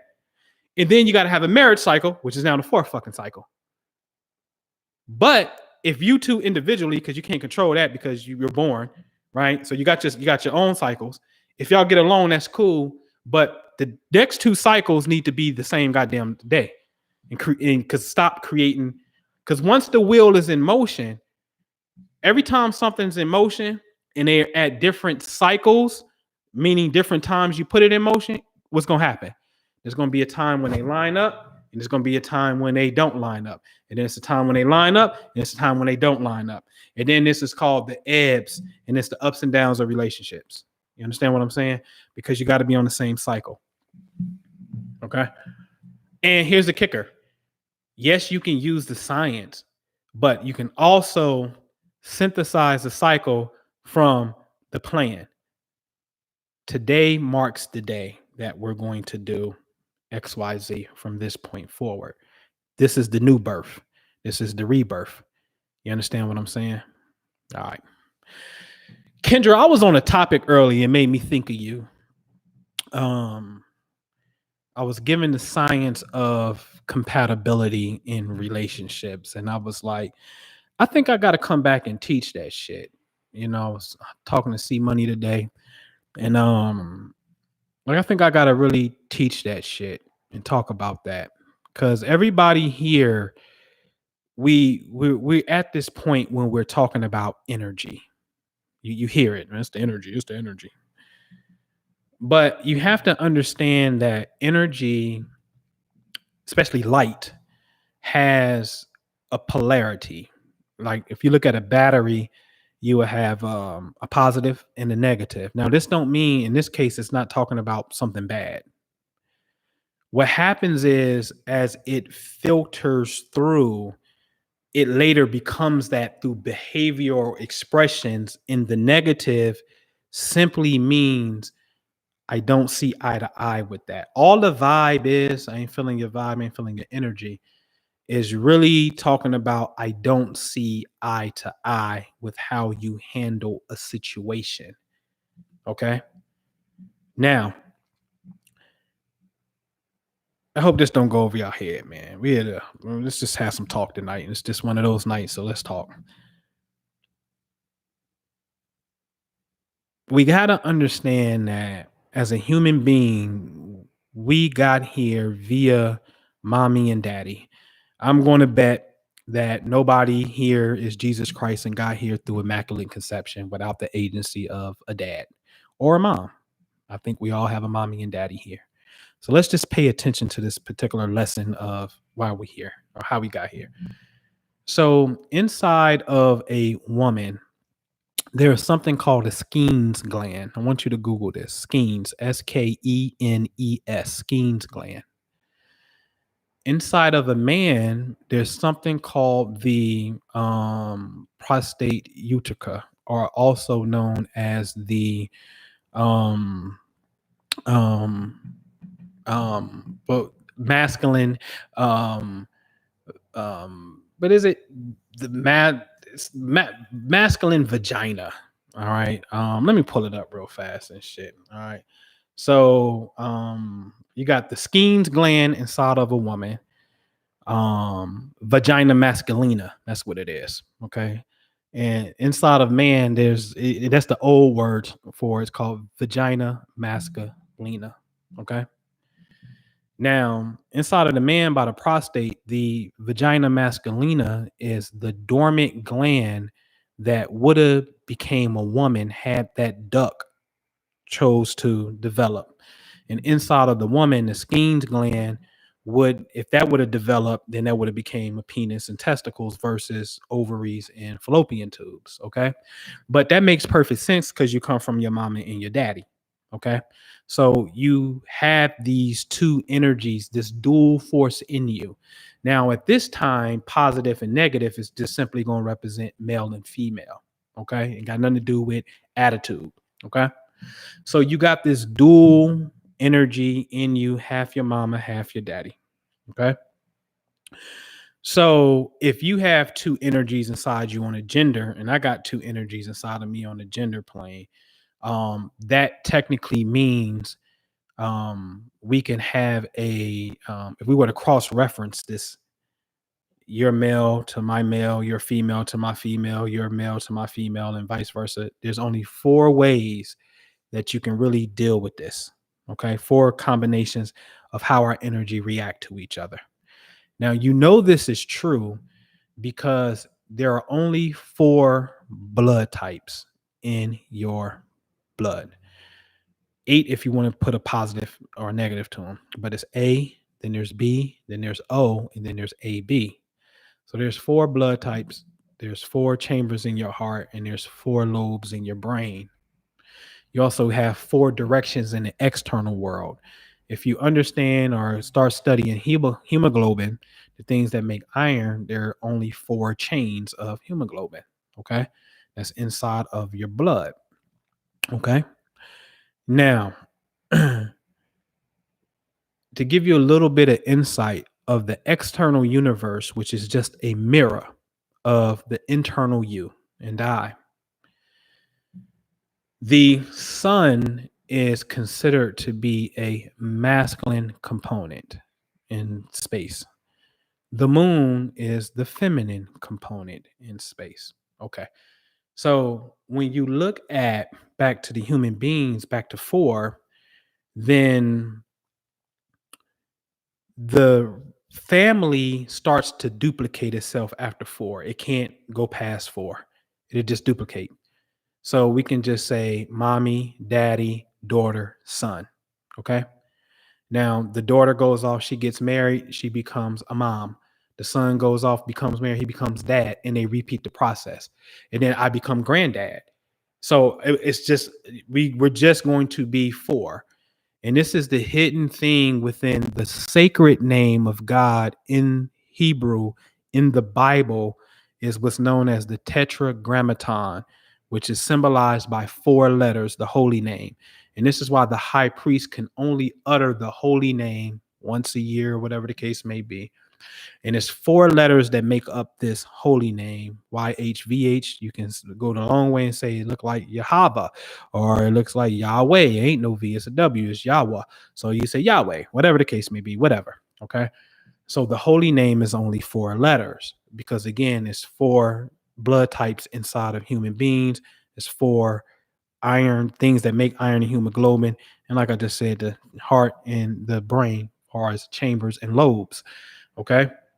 And so now um the external universe has some players out there that represent positive or male energy and female energy. Like sun and moon is one. So I give you an example of something that I recently did a video here on DJ Envy and Gia Casey, his wife.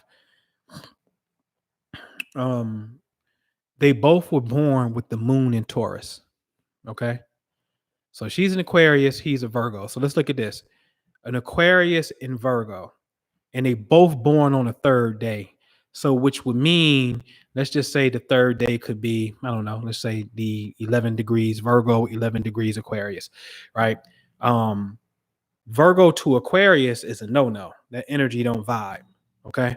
It's called an inconjunct. They have nothing in common. One's an earth sign and the other's an air sign. So air and earth, like, I don't know what the fuck that does. I know air and fire, fire needs air. Okay.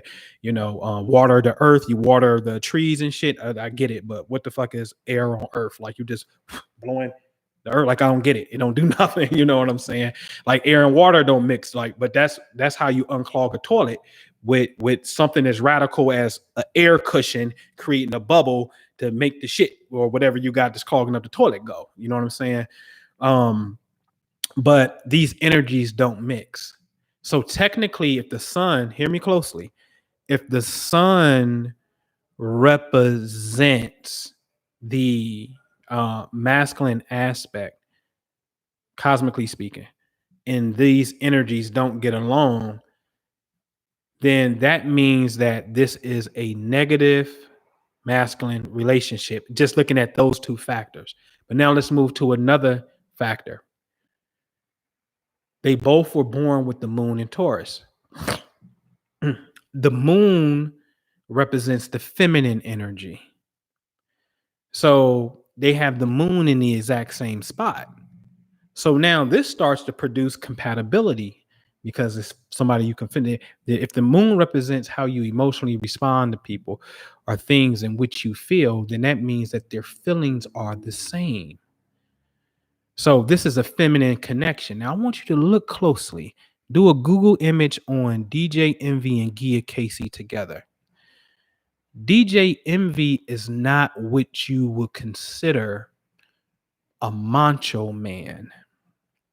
His energy is very feminine. And I'm not taking, and this is my guy. I look at DJ Envy as a fucking mentor.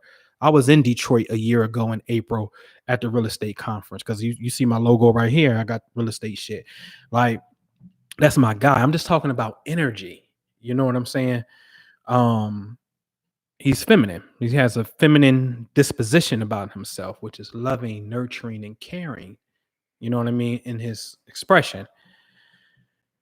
And when you look at them two, you can see it, you can sense it. But I'm telling you, cosmically speaking, they both have the moon in the same position. You know what I'm saying? So that starts to mean something. So now there's a system that I developed looking at these energies where we can determine if a relationship is negative, Virgo to Aquarius, that don't click, or if it's positive, moon in the same position. Now, watch this. You have to understand, we really got to get to this shit. And the reason I stopped talking about it, because I was like, man, this shit is over motherfuckers' head. Motherfuckers don't get it.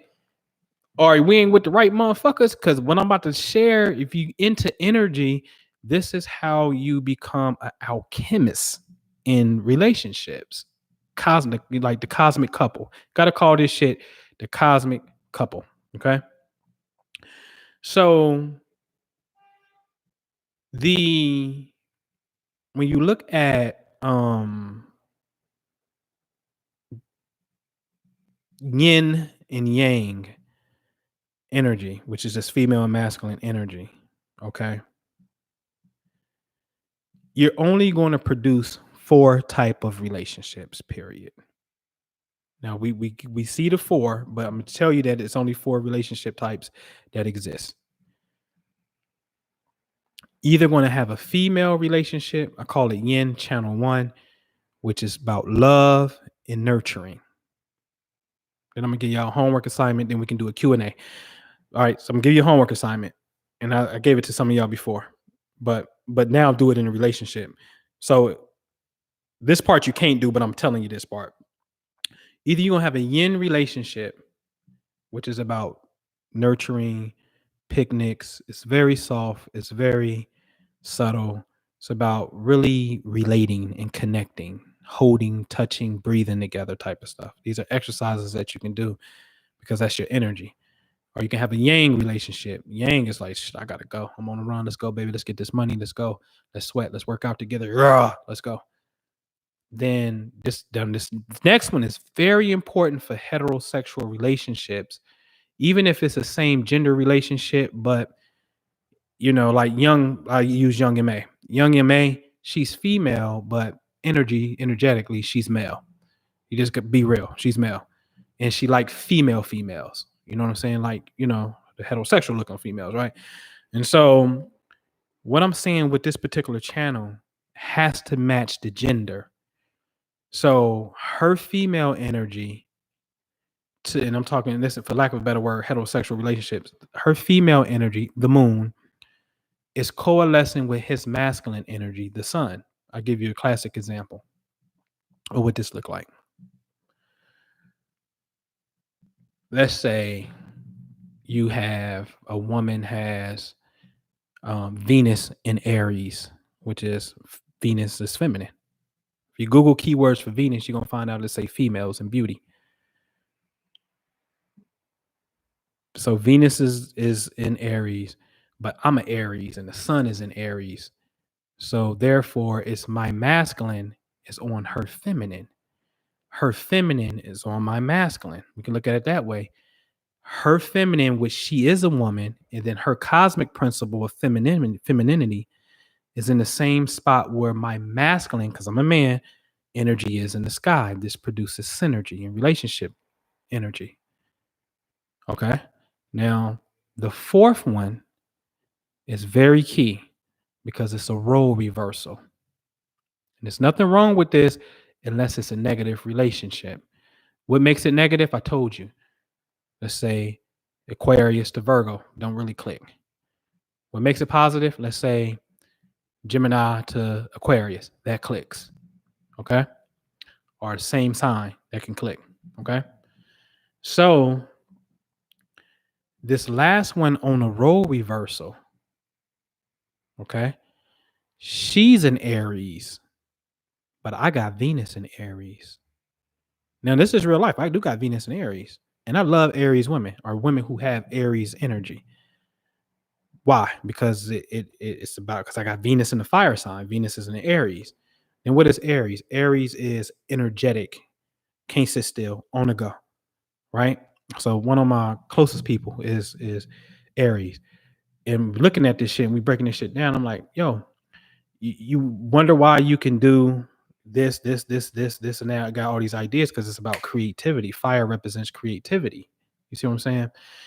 And but that's a role reversal. Now you got to watch this because it's her masculine energy. In this example, the sun is in Aries, but I got Venus, my female principle. Or what if it's my moon? My female principle is in Aries. It's her masculine. What do masculine energy want to do? It wants to lead, it wants to go, it wants to be energetic. And what do female energy do? It wants to nurture and it wants to support. So, what does it look like constructively when it's positive? She's an entrepreneur. We're at an event and I'm selling her shit and I'm handing credit card transactions and I'm got the banner up like, yo, check out the booth right here. This is my baby shit. Support this. Baby, we crush that shit. I'm her vice president. That's what it looks like. What happens when it's negative? Let's really pay attention to this. So when it's negative, her sun is in Aries. And let's say my moon, I give you the classic relationship that I ain't going to use Aries.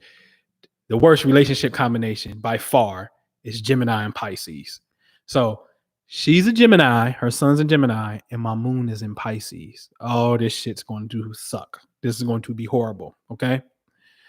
And so her masculine energy wants to lead, but it don't blend with me. So what happens is, let's say she's more energetic and doing her thing, but I'm not supporting it. She go to work, I'm at home playing the video game.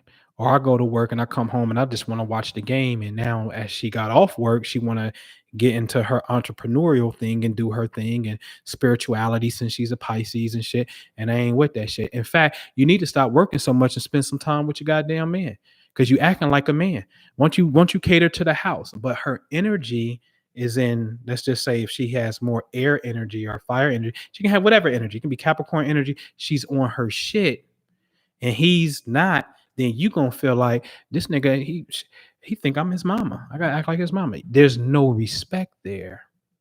And the same is negative when, again, when it's her female energy is in a negative place to to the dude's masculine energy, y'all not gonna respect each other. You gonna be looking like, it's that's how it is. So it'd be hella dope if we could actually see energy before you get into a relationship. And this don't have the listen.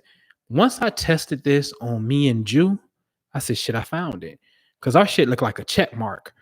It goes up, one dip, and then it's like seven up, and we got like a total number of like 8 positive interactions in this system. I said, God damn it, I nailed this shit. It explains why we vibe and kick it and do what we do. You know what I mean?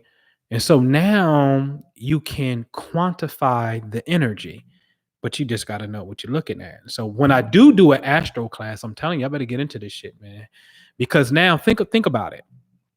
It's energy. So it can only be those 4. Now that's there. Now here's the homework assignment. Okay. And we can go to a Q&A real fast. The homework assignment is I want you to look at yourself, go to astro.com, create a free account. Astro.com, create a free account. And I want you to count the planets, no asteroids, not even the rising sign, because you may not know the rising sign. So just count the 10 planets, sun, moon, and up to Pluto. Count those 10.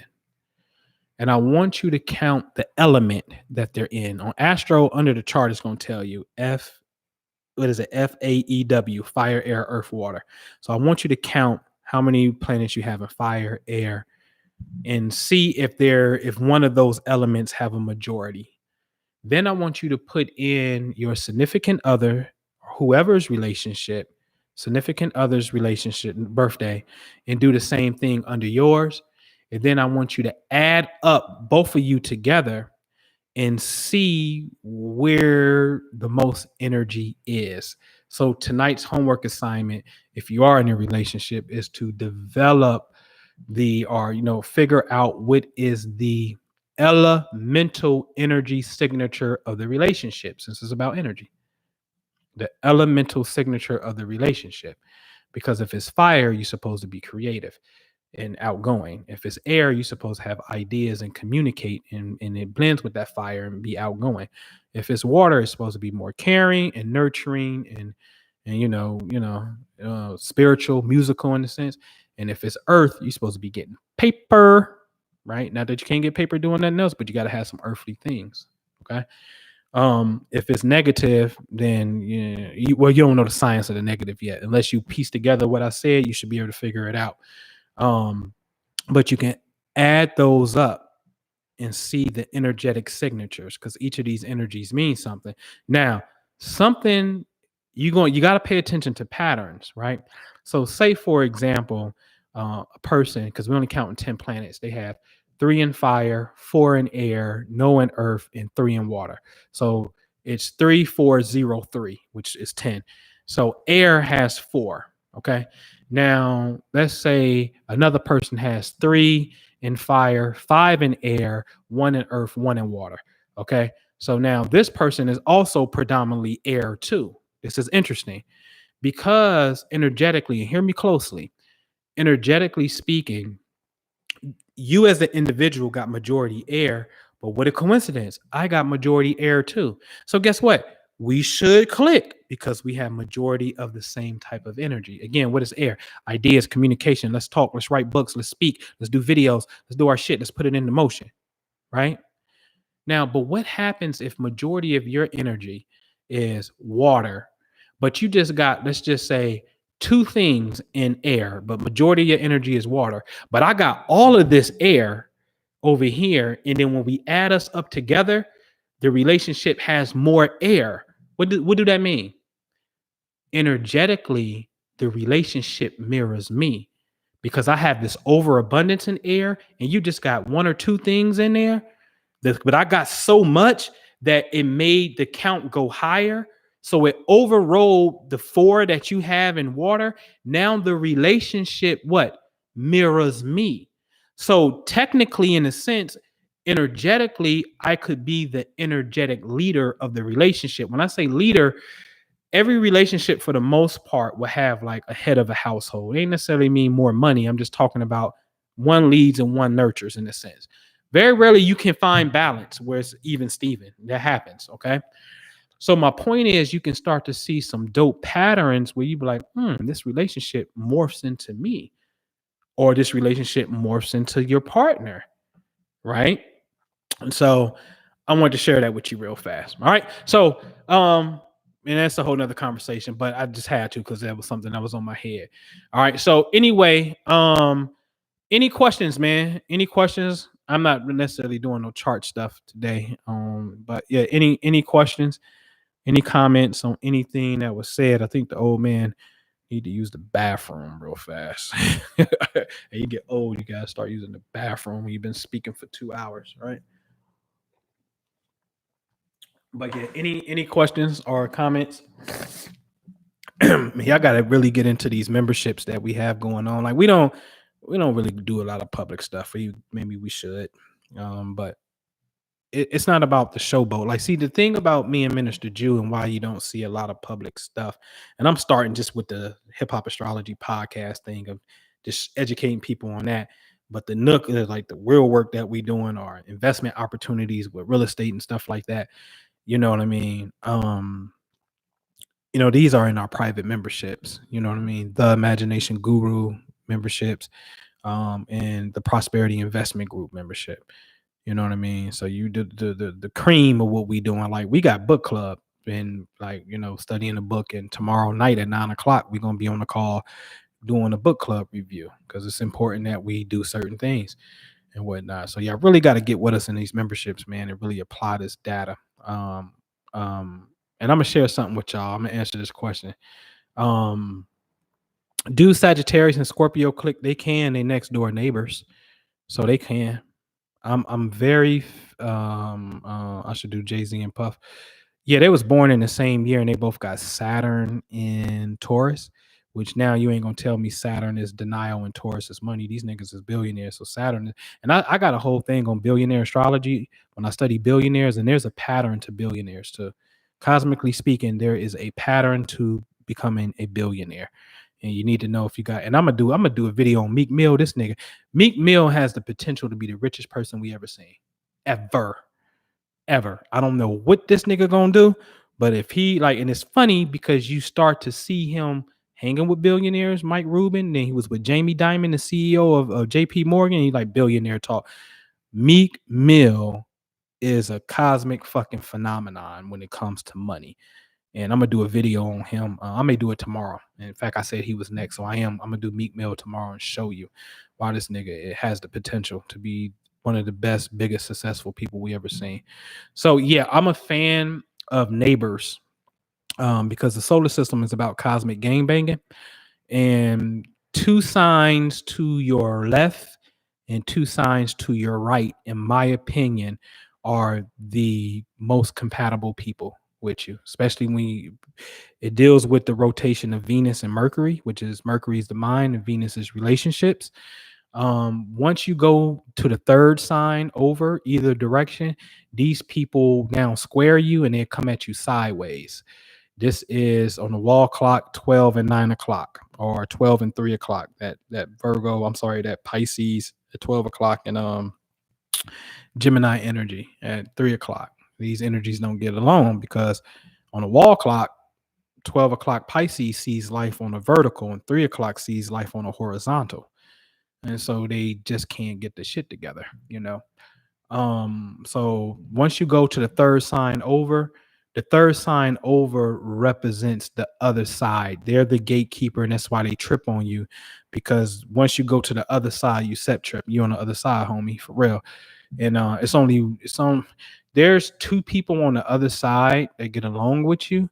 But it's a risk because um their energies of Venus and Mars, Venus and the Moon and Mercury for sure. But Venus and Mercury predominantly is on the other side of the solar system and not close enough to you. And the odds of it being in that sign is called to trine you. So in other words, I wouldn't go past Taurus.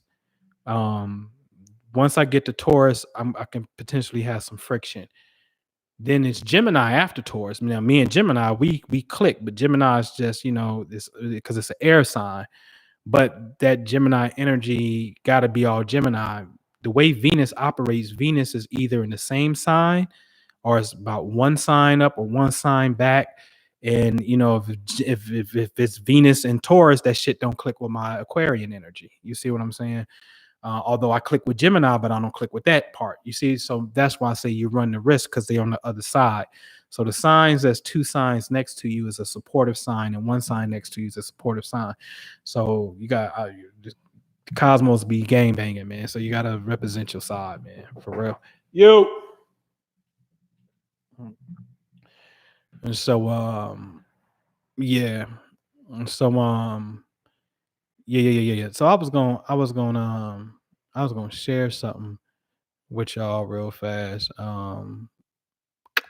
What was it? I lost my train of thought. It's gonna come to me. I was gonna share something with y'all dealing with that.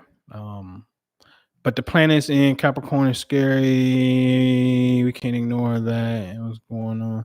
I mean, yeah. You can't ignore the planets in Cap, man. It's just transformation of world government. It has to happen. You know what I mean? Because we won't address the shit that's suppressed consciously. You know what I'm saying? Right. So Cancer to Aquarius don't really click, but I guarantee you, there's some other things in common. And then that starts to override the general rule. And I explained that in that DJ Envy Gia Casey video. You can start to override the general rule. You know what I'm saying? The billionaire pattern, man. Nah, man. Nah, I can't give it up right now. I ain't gonna lie, man.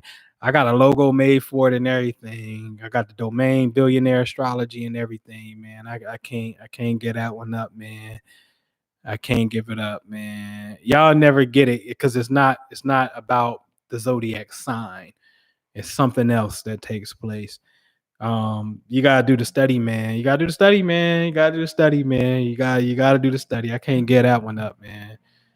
Um, how did the founding fathers get the astrological information? That's a good ass question, man. I don't know. But I know Benjamin Banneker created an almanac and he was using tropical Western astrology. He was not using Eastern Vedic astrology. He was using Western astrology. So somehow he knew. I mean, it's just the information's been old as hell. You know what I mean? It's just like how me and you would find out about it. You know what I'm saying? The shit's out there, especially that one era, man. That medieval era, man. Them motherfuckers was cold, bro. That more Spain era, that was a cold ass era. You know what I'm saying? But you got zodiac renditions of 12 houses and 12 signs in Timbuktu. You know what I'm saying? So you got some shit, man. You know what I'm saying? Hey, hold on 1 second. I'm gonna go outside. I'm gonna pull my sign out because I got two rocks that's holding my sign, and I don't want niggas doing goofy shit. So I'll be right back, and I'm gonna use the bathroom. I'll be right back.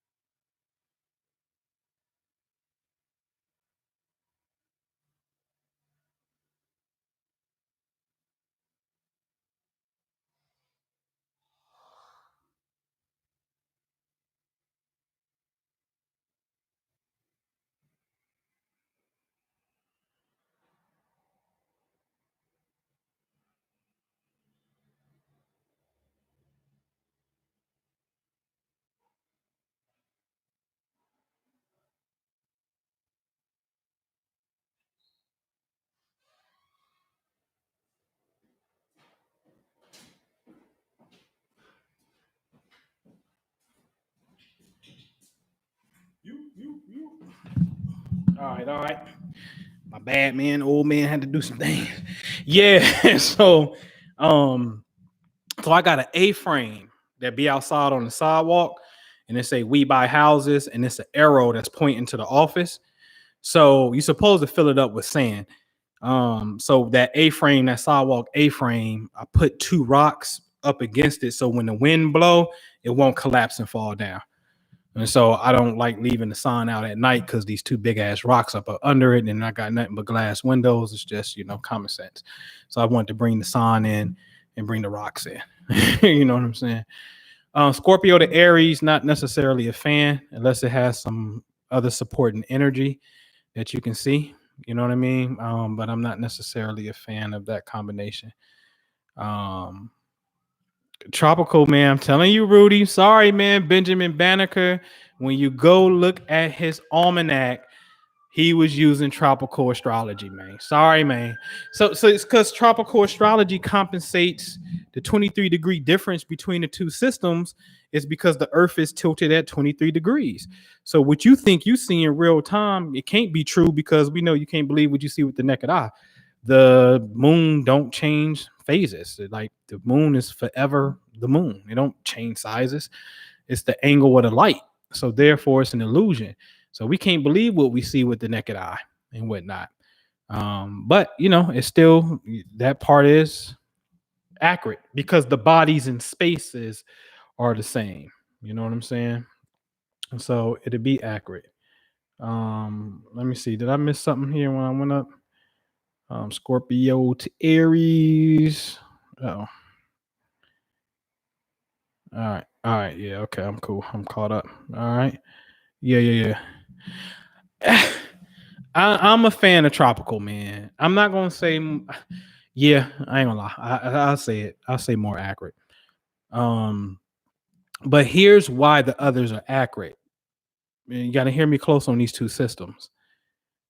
The argument is what sign is it in? But if it's Mars, I got Mars here, and now let's just deal with two people. I got Mars in Aquarius when I was born. Now you gonna say you tripping? You got Mars in Capricorn, and now this other person got Mars in Leo. Leo to Aquarius is opposition, but you gonna look at it and say, no, no, no, they got Mars in Cancer. Well, Cancer to Capricorn in the Vedic system, that's still opposition, and it's still Mars. So the mere fact that it's still the same planet in the same aspects don't change. You're going to get the same outcome because it's the same planet. So the sign don't even really matter at that particular point because the energy in the aspect is the same. You see what I'm saying? The argument is, what sign are we in? And then notice there's only an argument for the first 23 degrees. So if you have a planet at 24, 25, 26, 27, 28, 29 degrees of a sign, therefore that sign, we both agree that, okay, it's in this sign.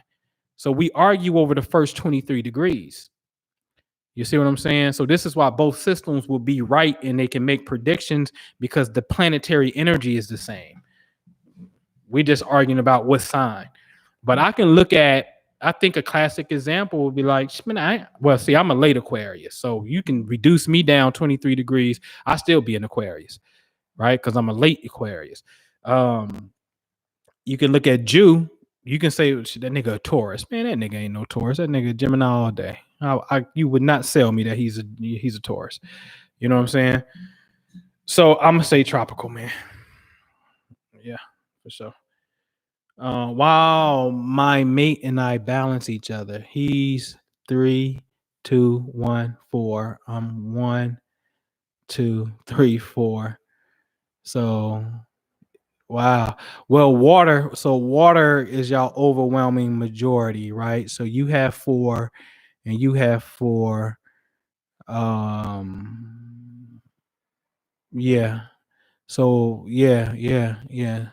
Right. So now let's talk about alchemizing a relationship, heavenly. So therefore, if water is there, we have to like bring an indoor water fountain in the house. And so what up, Carl? So bring an indoor water fountain in the house, or go to water parks, or rivers, lakes, creeks, picnic, and use water as a way to get intimate, get nasty in the jacuzzi, baby. Like you gotta use water as y'all tool. If it's air, then you about incense and aromatherapy is y'all thing. Make sure the air is purified. If it's earth, what food? You know what I'm saying? And if it's fire, then it's obvious, a fire pit or a fireplace. So use fire as the element that you use to synergize the relationship. You know what I'm saying? It's supposed to be about energy. Scorpio and Taurus are opposition, and they're supposed to balance each other. So I like it only if two parties can really be on point of balancing each other out and completing the circle. Now, this place, because we go in a circle around the sun, this place is about balancing out. The person on the other side that's opposite you is supposed to bring the other half of the orbit. and then you bring the other half of the orbit, and y'all got to make them click. This thing is like train tracks. This is why I say in certain videos, like, you have to see if you can find the birthday that is, you know, what, 180 days after yours or before yours. You know what I'm saying? To see your opposite. See if you can find, do you know somebody whose birthday is that day? Have you ever been with that person? Because this person is supposed to represent the bringing together of the orbits, the completion of the circle. And I've been blessed in this lifetime to meet that person that completes that circle, and our relationship is will be forever solid and 100 for life. You know what I'm saying? Irregardless to not being in an intimate relationship with each other, we be like solid homies for life. You know what I'm saying? And through my experience too, um, um, this is what I call the cosmic twin flame. It's that person who's born on the other side, and they have to have some other energies that will also be in opposition to you as well. So, like for me, for example, I have Sun in Aquarius, Moon in Aquarius, Mercury in Aquarius, Mars in Aquarius. The ones I got in Aquarius, she got in Leo, and her birthday is directly opposite mine. And so at the time that we met and we meet that early morning, a bell went off in a room as if something rung a bell, and it woke both of us up. And that was what's called in the Bible the angelic choir and whatnot. And if you read stories on twin flames and stuff like that, they'll tell you sometimes you don't necessarily have to be together and whatnot. But through my own experience of that bell and understanding how to measure this science, along with her dad's name was the same name as my dad's name, that's what you call a twin, because a twin is opposite you but mirrors you and is you. And then there's going to be the exact same things that parallel one another. So not only was it cosmically our birthdays was dead opposite, and we had this energy that's opposite, and we complete the circle. Her daddy's name was my daddy's name. You understand what I'm saying? And therefore it just clicks. You know what I'm saying? And so that's the living embodiment and proof of the cosmic twin flame. I call it the cosmic twin flame because I just been going off experience and whatnot. All right. um do no, I haven't you heard of that, Pronif? That per kid be using. No, I haven't heard of that. Saturn retrograde, it's coming. I don't know when. It's gonna go back for sure, probably in Capricorn, then officially come back in Aquarius and be there. I mean, it will be a good time for government and the collective people to get their shit together and figure out what are you going to do about Corona, and go forward and put on your crown. You know what I'm saying? Corona, because Corona means crown. So, what are we going to do to step up into our majesty? You know what I'm saying? Our majestic power as individuals and the collective. And the government has to issue certain things to make sure that what the people demand. It's just not the government. The government are people. The government is supposed to move by the people. The problem in America is we want government to do shit. The United States government is about limited government and more about private sector. Get off your ass and you do it. Like that. That's what it's about. Like you really want government shit, government stores, government cheese. That shit wasn't good. You don't want government cheese. You didn't want the brown dollar food stamps. You was embarrassed as hell to go to the store. Well, you didn't like government ration food. So let alone do you want government to give you clothes and shit. You don't want government. Like you don't the government fix Flint. Yes, municipal, but it's about private enterprises. And this is really the one of the big risks between the parties. One is more pro government, and you gotta have a permit to do every goddamn thing and have a lemonade stand because we want to be in your pockets because everything is government controlled and regulated. And another party is like, listen, man, this is about freedom of the people, free enterprise. You know what I'm saying? And we in a free enterprise state, but we want government to do everything. But the Saturn retrograde should represent a time where both of these parties, the people and government, have to come together and lay the new law down, the Jubilee Act. You know what I'm saying? So May 19th, right at the end of Taurus, does that make me the next sign? No, it don't make you the next sign, but you need to know your time of birth and location, but especially your time of birth, because it's like my mama, you know what I'm saying? She's on the cusp, and all her life she thought she was one sign. My daddy even was like, oh, she had that sign when she was, you know, Sagittarius code. My mama ain't no Sagittarius. My mama's Scorpio, man. My mama's the last day of Scorpio. You know what I'm saying? She ain't no Sag and shit. Because the newspaper tell you on 11/22. It's like when you go to get the Chinese astrology, you got to make sure that you was born. It'll say, year of 77 is the snake. But the snake didn't kick in until, February the 17th or 18th. So I was born right before that. So that means I'm a dragon. I'm not a snake. You see what I'm saying? So you got to learn the time that you were born to see if you are, because you're either going to be 29 degrees or you're going to be zero or the next sign. You can't be both. Now, you can have the influence and energy of both, but technically you can only be one. Okay. So either you the last or you the first. One of the two. Happy to help. The bell thing again. All right, so the bell thing again. It's not that people don't know who they are. Well, yeah, you can say that. That's fine. You can say that. Yeah, you can say that. It's just in conjunction with energy and where you at, right? The bell thing is the meeting of what I experience as the cosmic twin flame. So, you want the story? It is the spring equinox of 2013. We in Atlanta, and I just figured some things out, man. It was pointed out to me. We started vibing, kicking the shit, and um,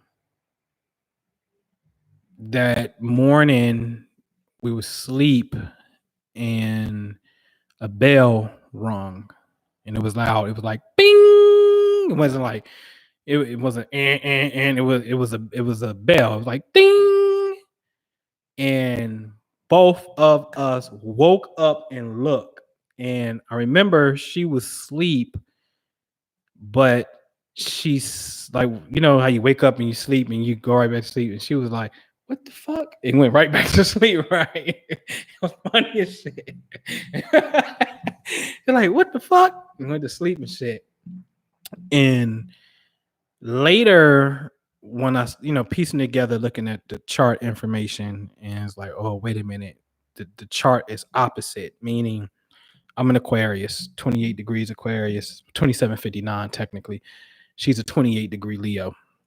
And so the suns are directly opposite each other. Mercury, Mars, Moon, all that shit. She got that shit in Leo. I got the same shit in Aquarius, opposite each other. So when you understand that you're traveling in a circle around the sun, 4 seasons, in this rhythmic pattern, if you can find a person, because remember, again, what's the diameter? A diameter is a line that goes through the circle. Well, you live in the circle, 365 days in the circle.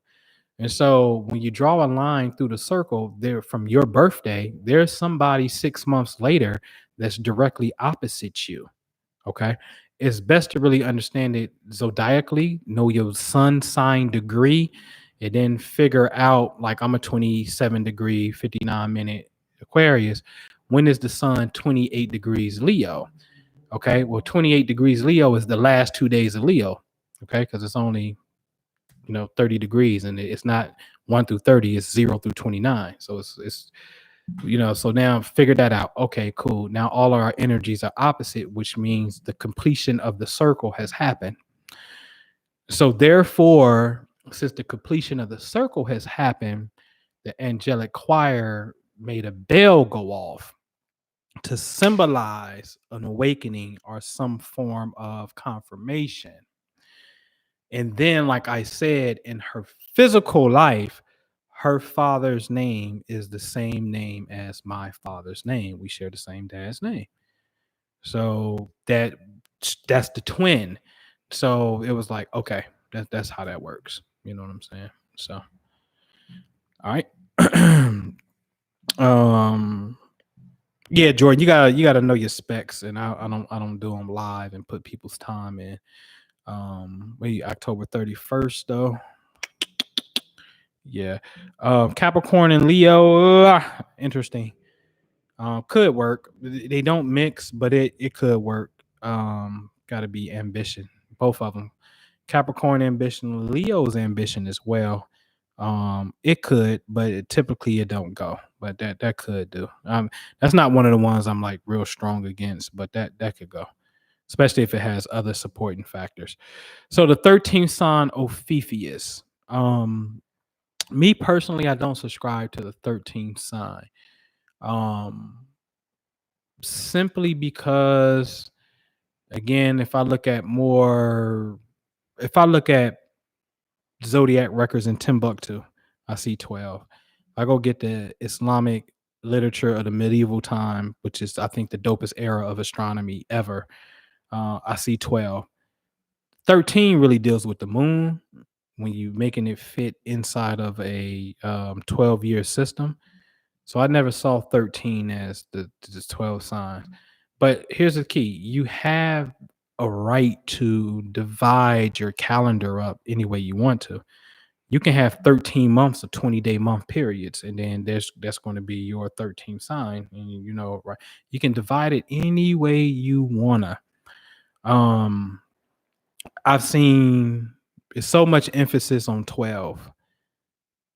You know what I mean? That just makes it make sense to me in a sense.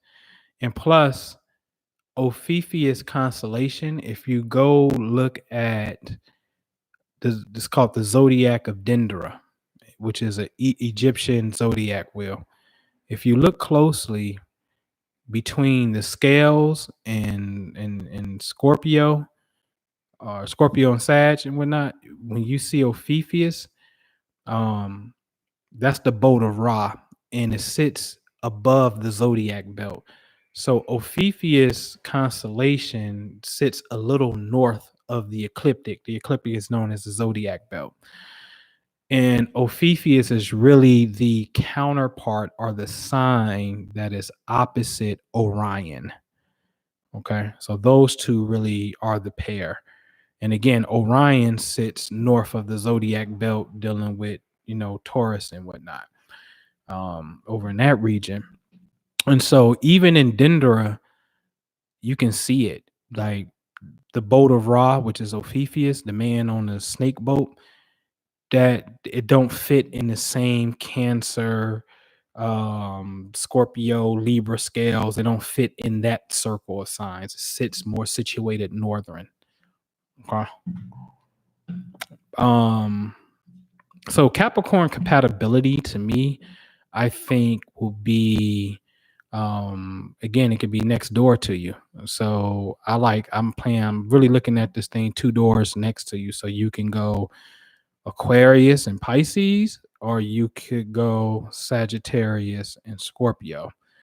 But there's some other signs on the other side of the solar system that can blend, like Virgo or Taurus, which are fellow Earth signs and whatnot. And then your polar opposite, Cancer, which is supposed to balance you out and whatnot.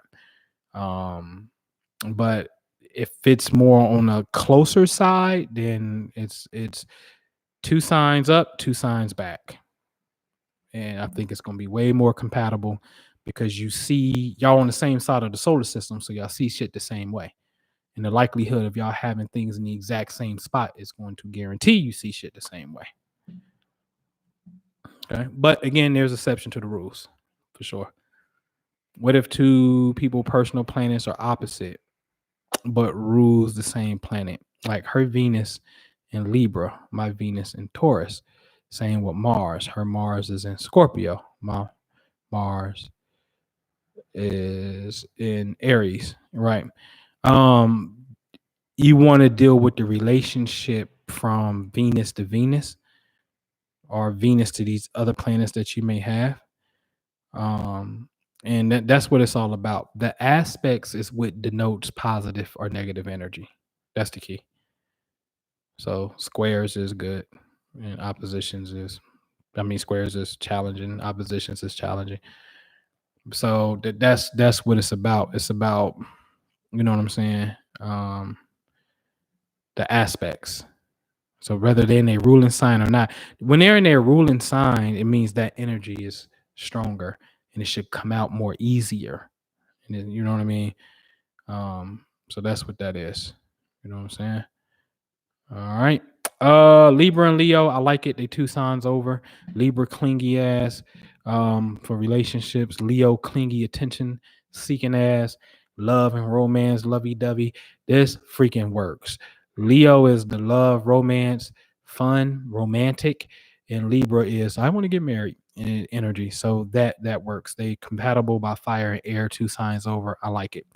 Taurus man, Scorpio woman could work the opposite of each other. This is opposition, but this opposition is supposed to represent balance.